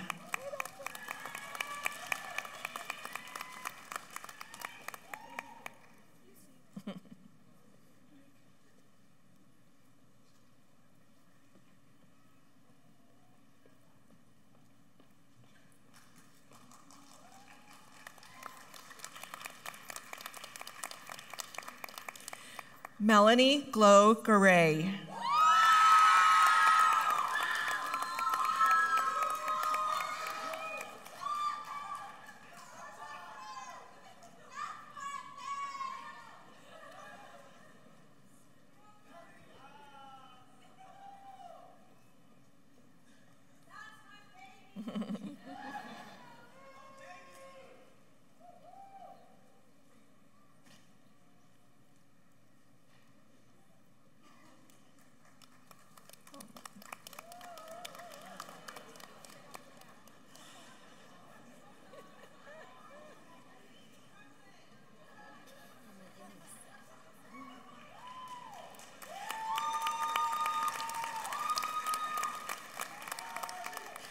Carla Gutierrez.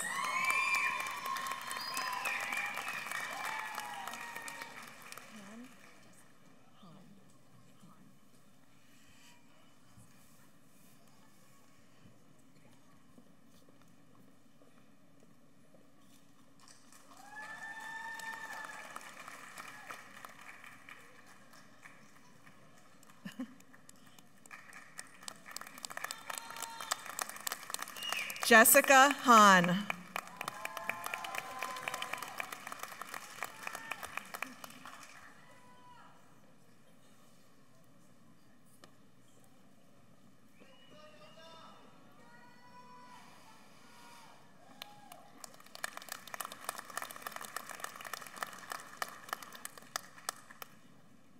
Sarah Hemingway.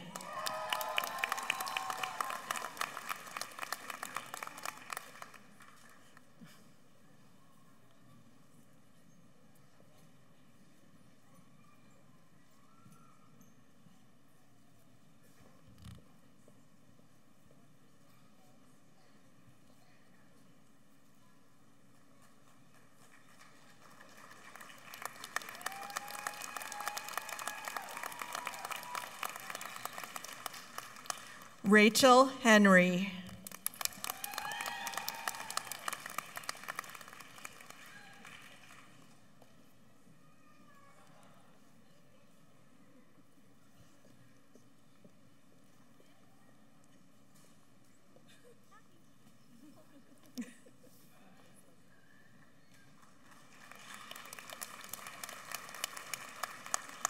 Linda Ho.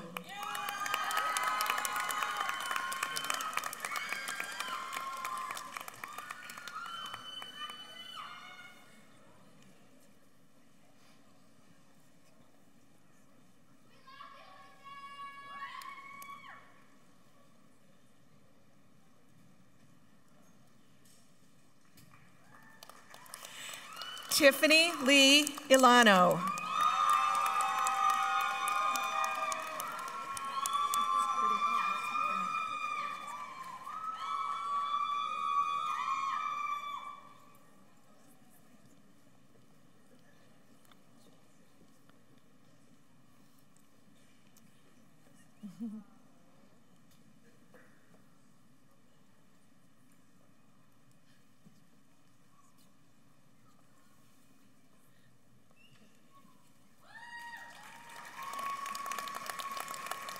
Julie Kim.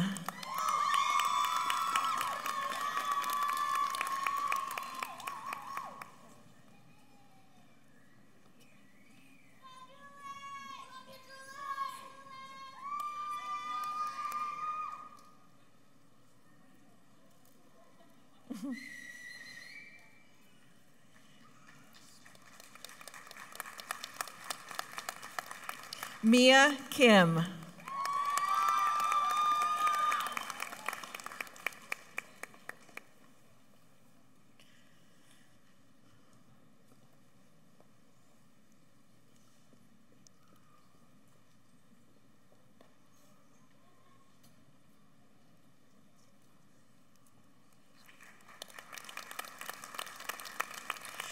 Benjamin Kung.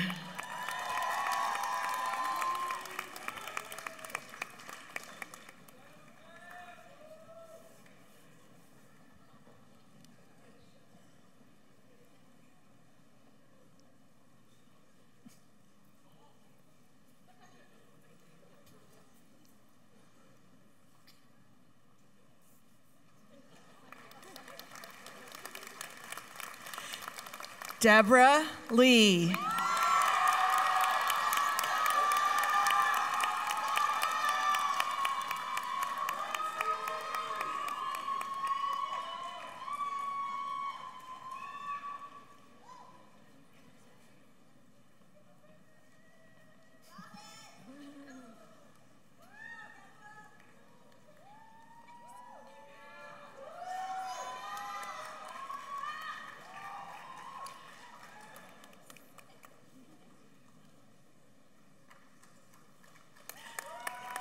Melissa Lopez.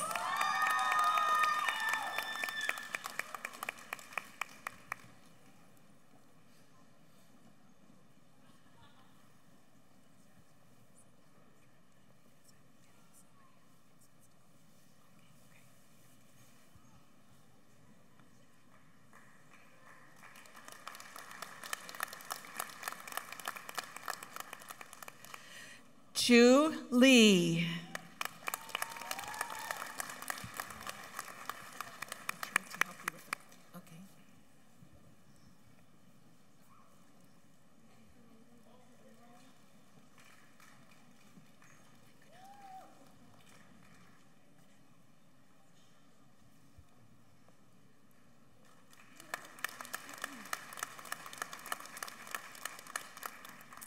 Ezrella Gay Mayling.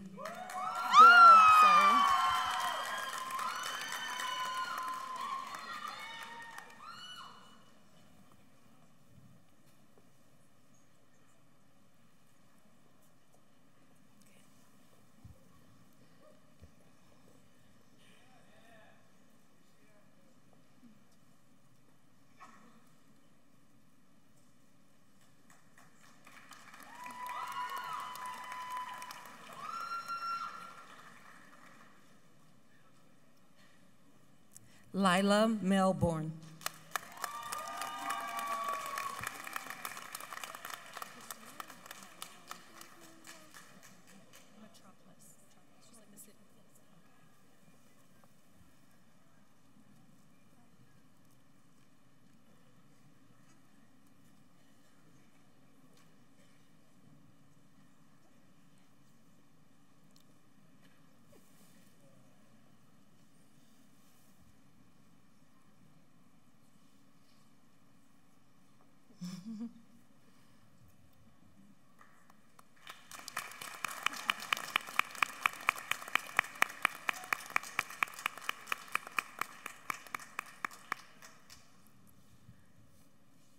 Lauren Metropolis.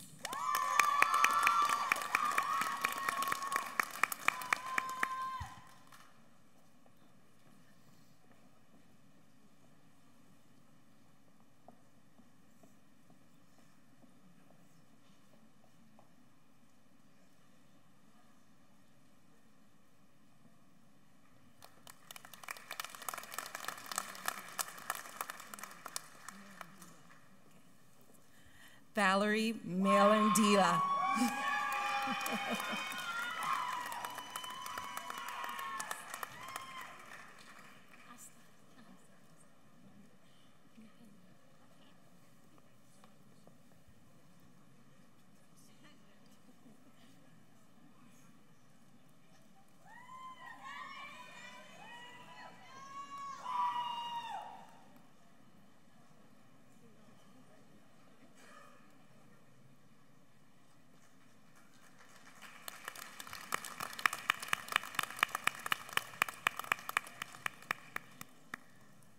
Asta Nupin.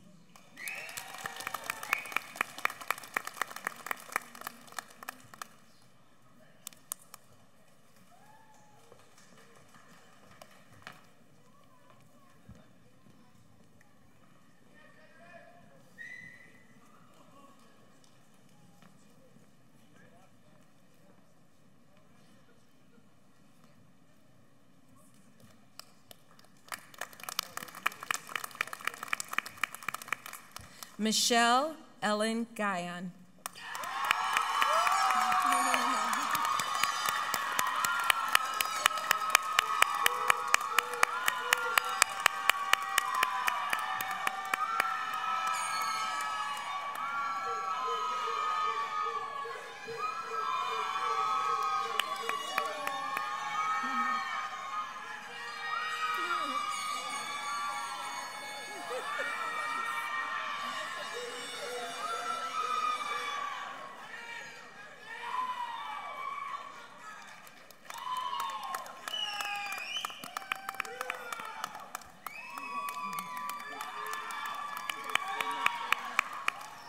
Nancy Guyon.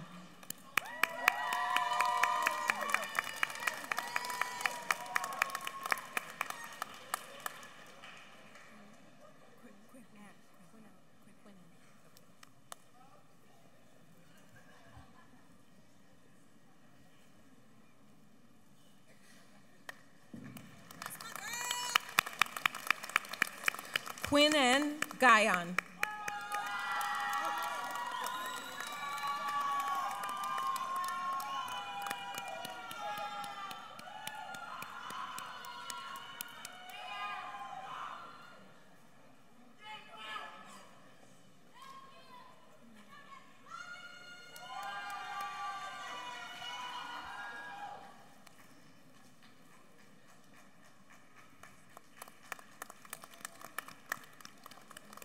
Mikako Nomura.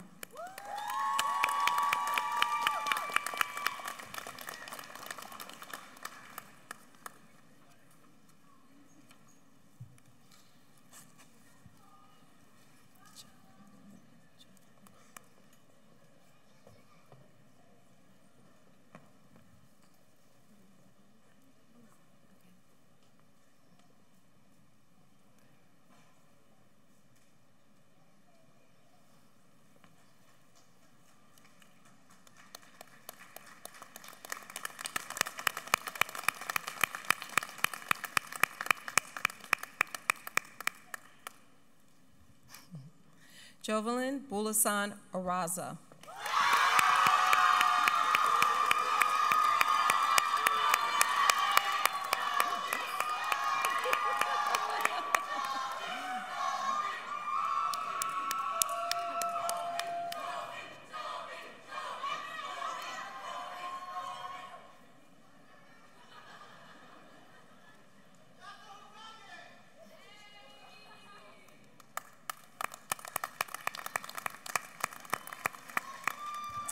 Carissa Perla.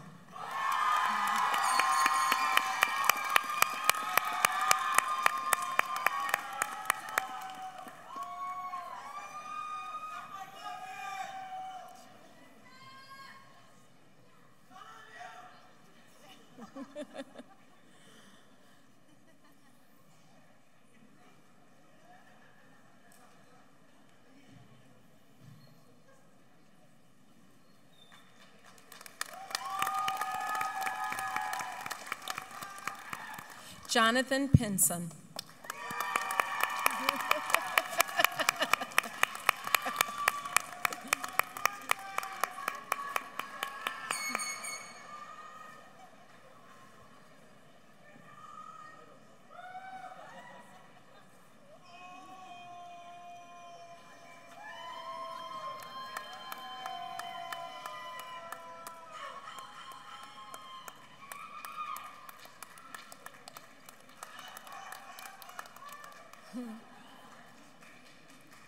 Carissa Ann Polanco.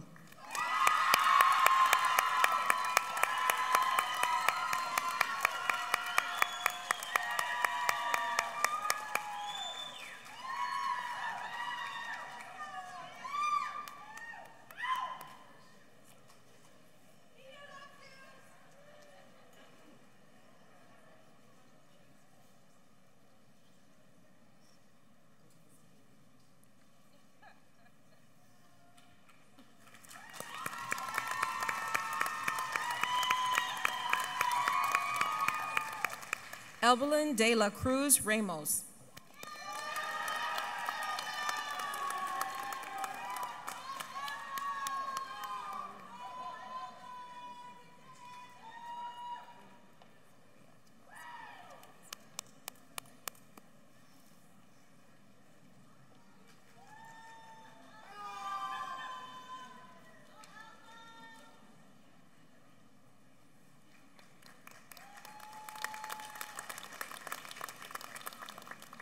Eileen Rhea Terraza.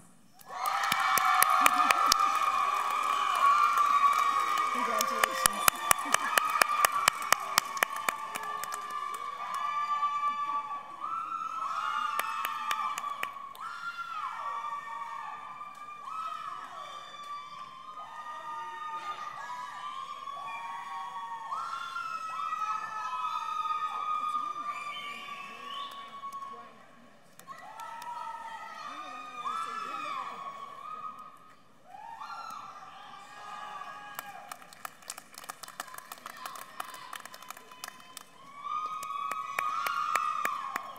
Shannon Reimer.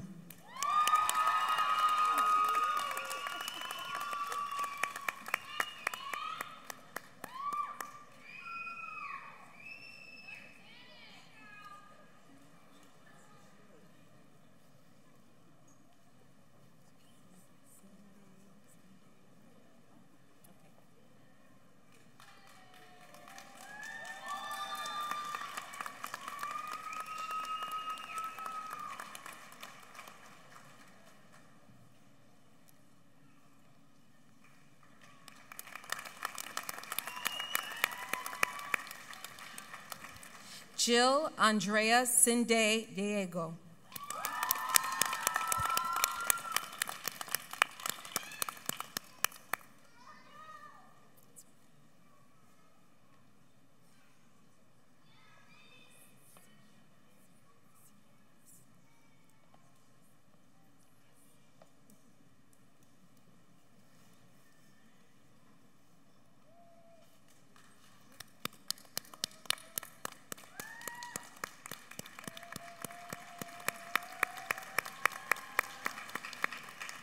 Morella Simeonas.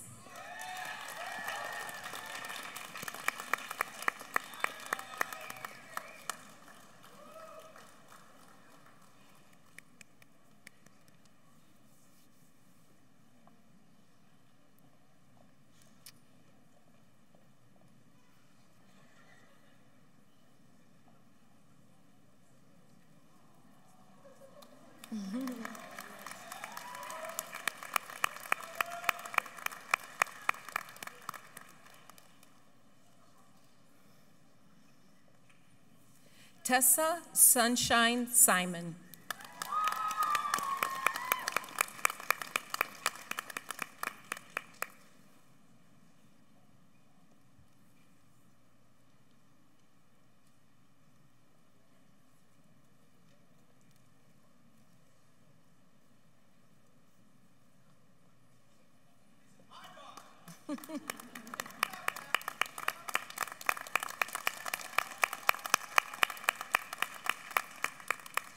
Teddy Simpson.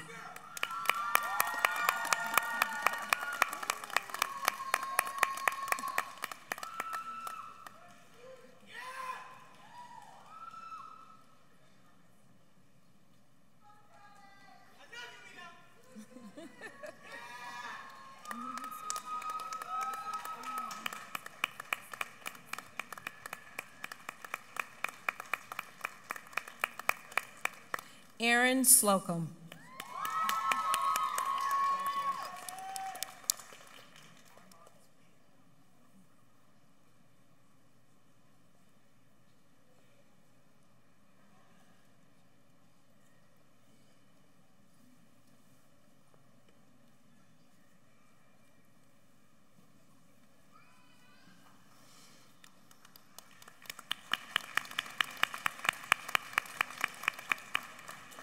Chloe Munglo Talbot.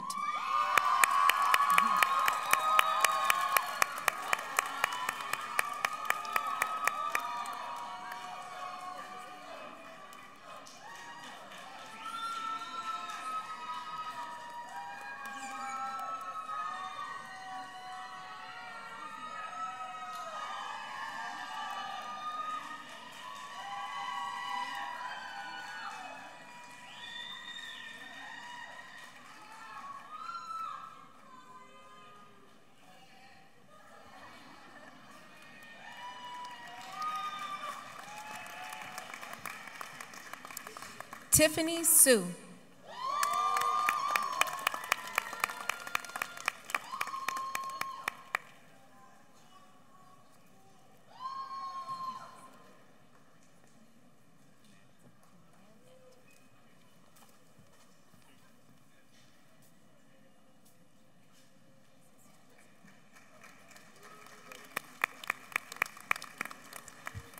Cedric Tumanet.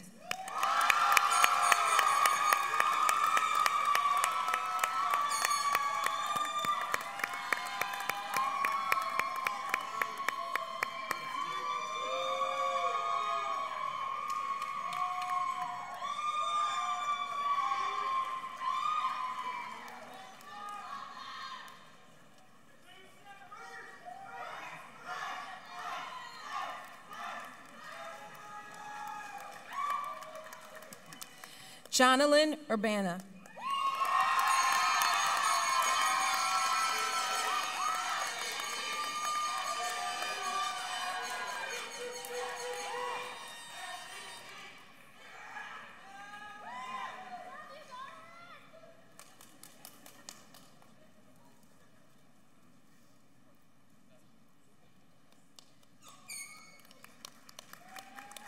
Marvel Villanueva.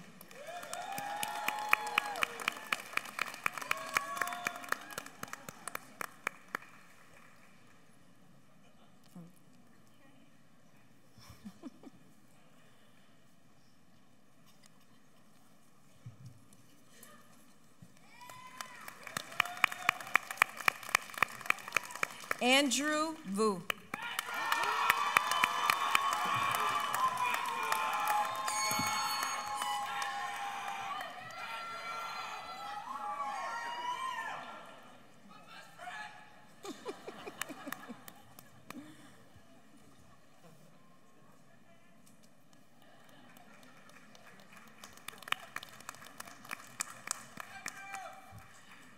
Rachel Marie Wiley.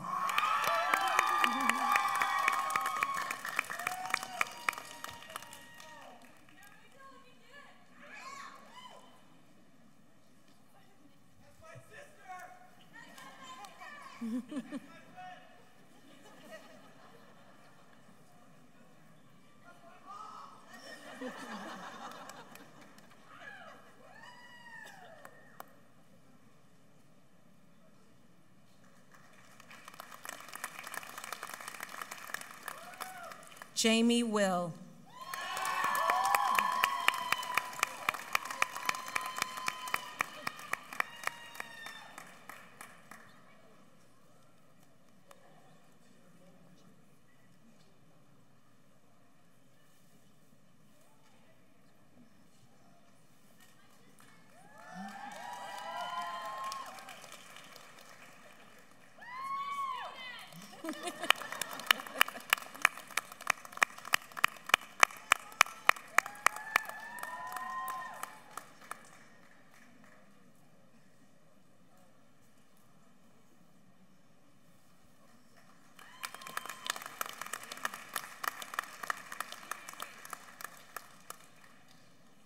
Janae Wood.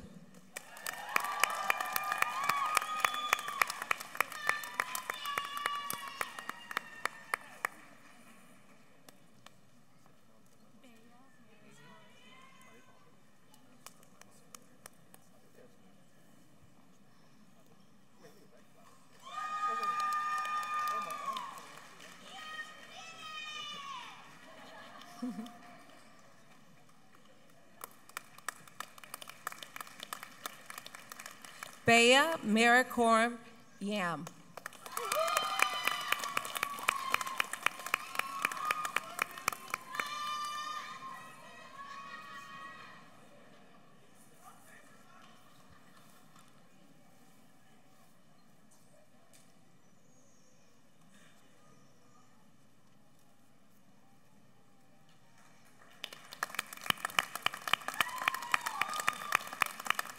Hammond Yee.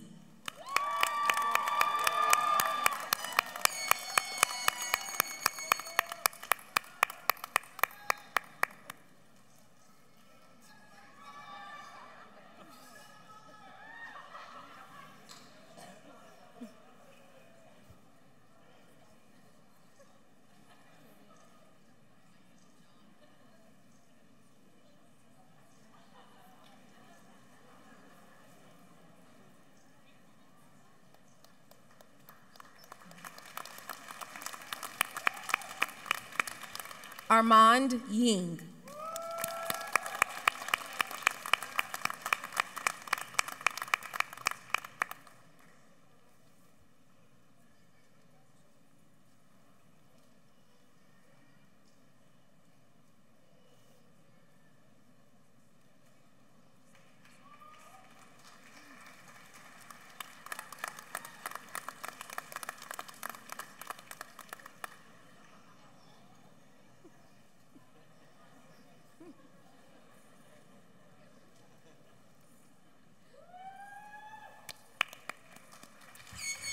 Jennifer Zamora.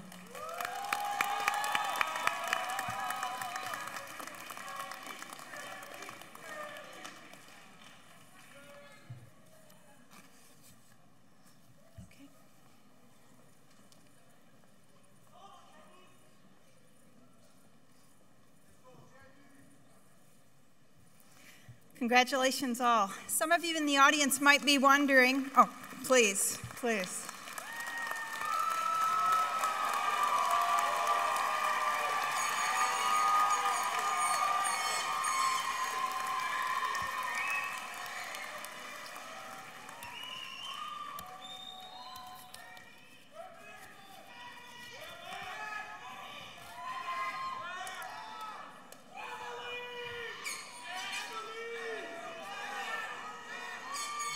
Okay, 15 seconds of all-out congratulations. Let's hear it from the audience.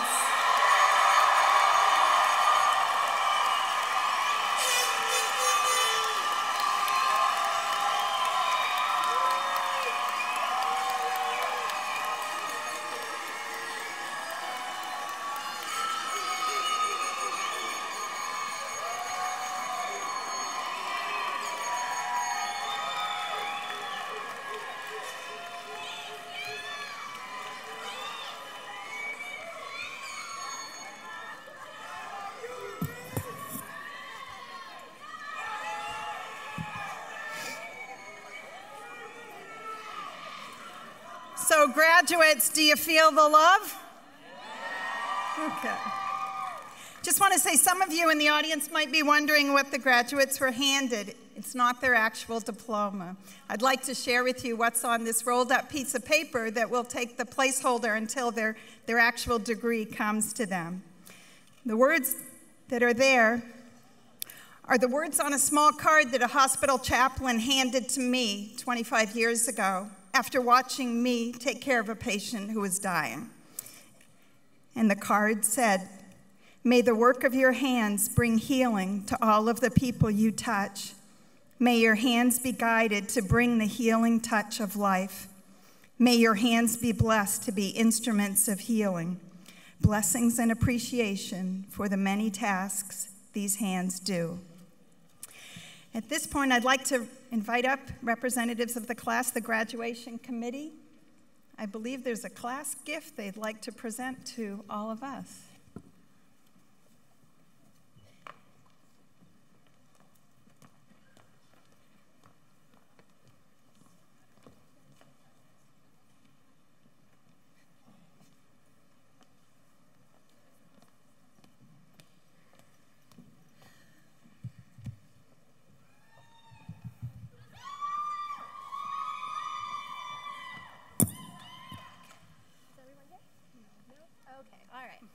Well, thank you everyone for coming today. So as Toby said, we are part of the graduation committee. For 3 years, we have planned, organized, and raised money to have this ceremony. So again, thank you all for coming. It means so much for you guys to be here. So I would like to actually invite our director, Dr. Catherine Abiamiago, to join us at the podium. As mentioned earlier, all of us on the stage would not be sitting in these seats without the unconditional love and support from our families, loved ones, friends, and our faculty members. Nursing is a profession that not only requires a lot of theory and knowledge, but also requires to be able to perform hands-on skills. Skills that need to be done safely but efficiently. And we've been very fortunate to be a part of a program that has provided us with the necessary equipment and environment to practice our skills and build confidence before ever being let loose in the hospital. With that being said, on behalf of our class, the graduation committee would like to make a donation to the skills lab as a token of our appreciation. And we want to ensure that future cohorts have access to the supplies that are needed to get them to where we are today. Thank you.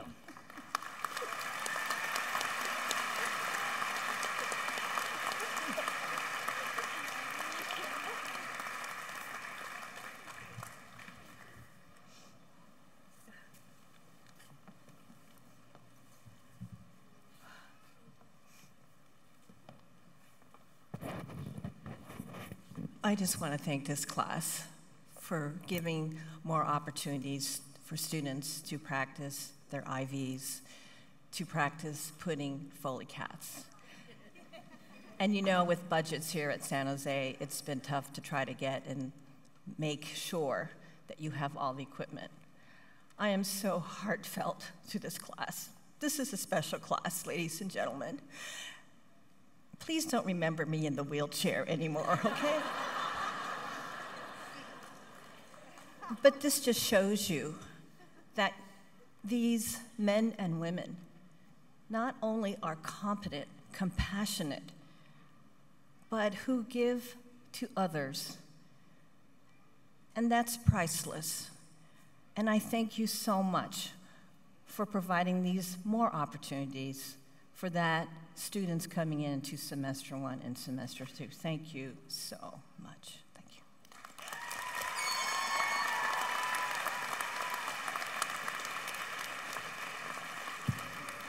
We'd like to welcome to the podium Dr. Diane Stunkel to lead us in the Nightingale Pledge.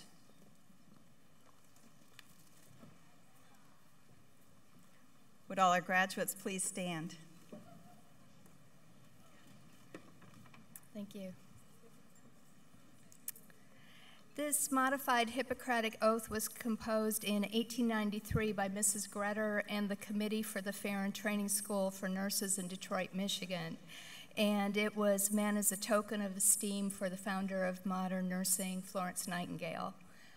We have a tradition here of inviting all of the registered nurses present to rise as well and repeat the oath. To the graduates, please repeat after me. It's written in your bulletin, in your program. Okay. I solemnly pledge myself before God and in the presence of this assembly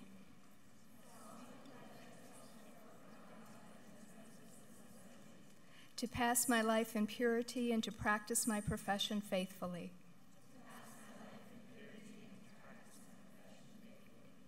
I will abstain from whatever is deleterious and mischievous, and will not take or knowingly administer any harmful drug. I will do all in my power to maintain and elevate the standard of my profession.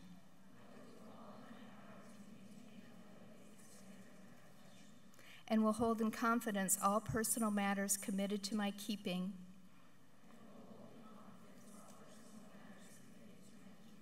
And all family affairs coming to my knowledge in the practice of my calling.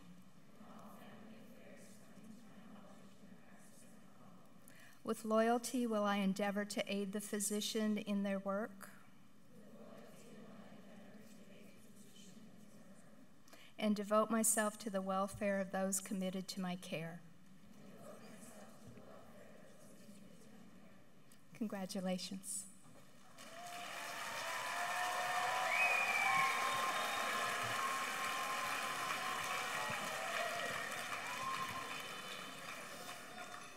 Okay, we're in the home stretch. I have a few closing words. So at this point in the program, I want you to know, many of you have noticed the different stoles and the different regalia that are on the various students. So we want to thank all of our students who've contributed to the School of Nursing and making a difference on the campus and in our community through their participation in a variety of clubs and associations. We want to thank them for their time. And as I mention each one, I'd like the students that are in that club or association to stand and remain standing. So those of you in the Public Health Nurse Club, please stand. Those of you in the South Bay Assembly of Nursing, please stand. Those of you in the California Nursing Student Association, please stand. Those of you who have participated in Examinis Discipulus, please stand. Those of you in the Filipino Nursing Association, please stand.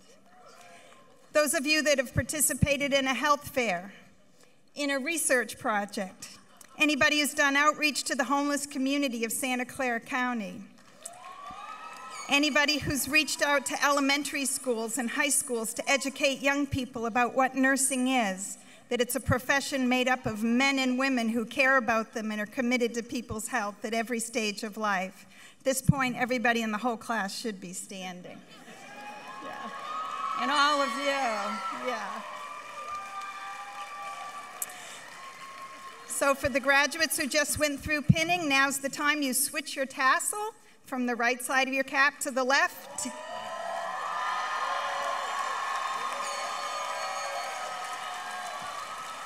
And this is to indicate you have succeeded in fulfilling the requirements of your degree. Congratulations. I actually want to throw in there, I think everybody, all of you that decorated your caps should send a picture of it to Ben. And Ben, you should send them to me. I'd like to put them up in the School of Nursing hallway. They're beautiful. Dr. Ben, please do that. On a last note, I want to thank the graduating class for inviting me to be a part of this ceremony. And I'd like to share with all of you before we leave a request that I made a few days ago to the graduates, knowing that I would have the privilege of sharing the results of that request with all of you today. I asked the graduates to email me a 6-word description of who they are at this juncture of their career. 6 words that describe them, and only 6. And here are a few that represent many in the graduating class. One student wrote, "I am a smiling, driven individual." I think that represents a lot of people if you look at it. It's everybody up here. Another student wrote, "I'm a strong, compassionate nurse."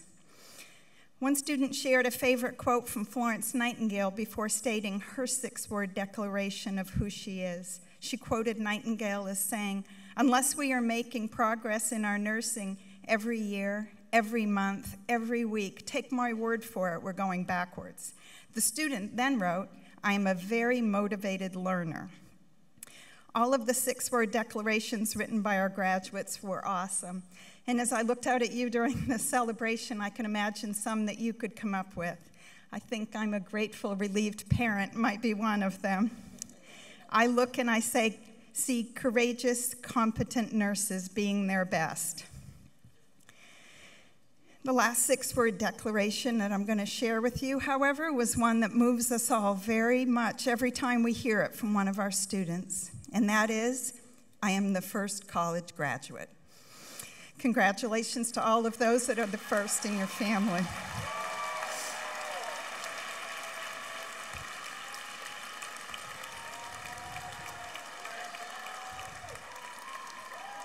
That's really special.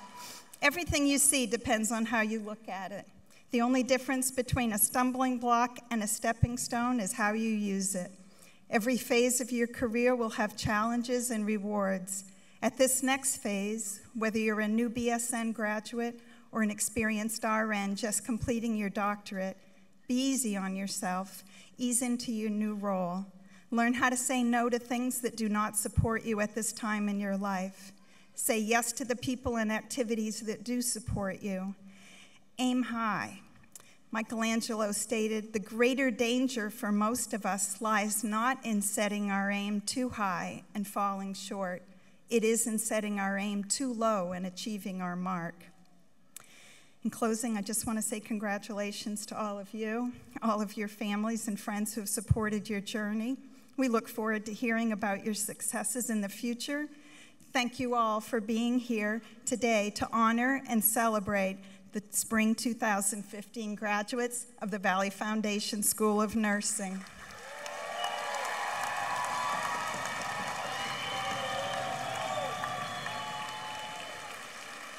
Will you all please remain in your seats until the faculty and graduates have exited? You can meet with your loved ones in the hallway. You can also come back and gather in this auditorium. Thank you all again. Congratulations.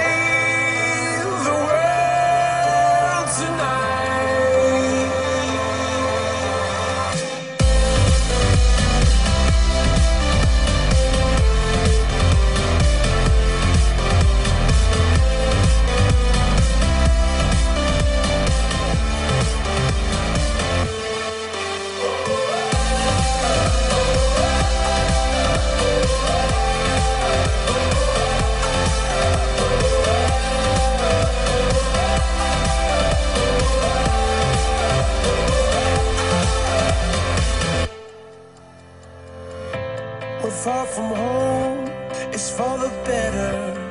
What we dream, it's all that matters. We're on our way, united. Turn the crowd up.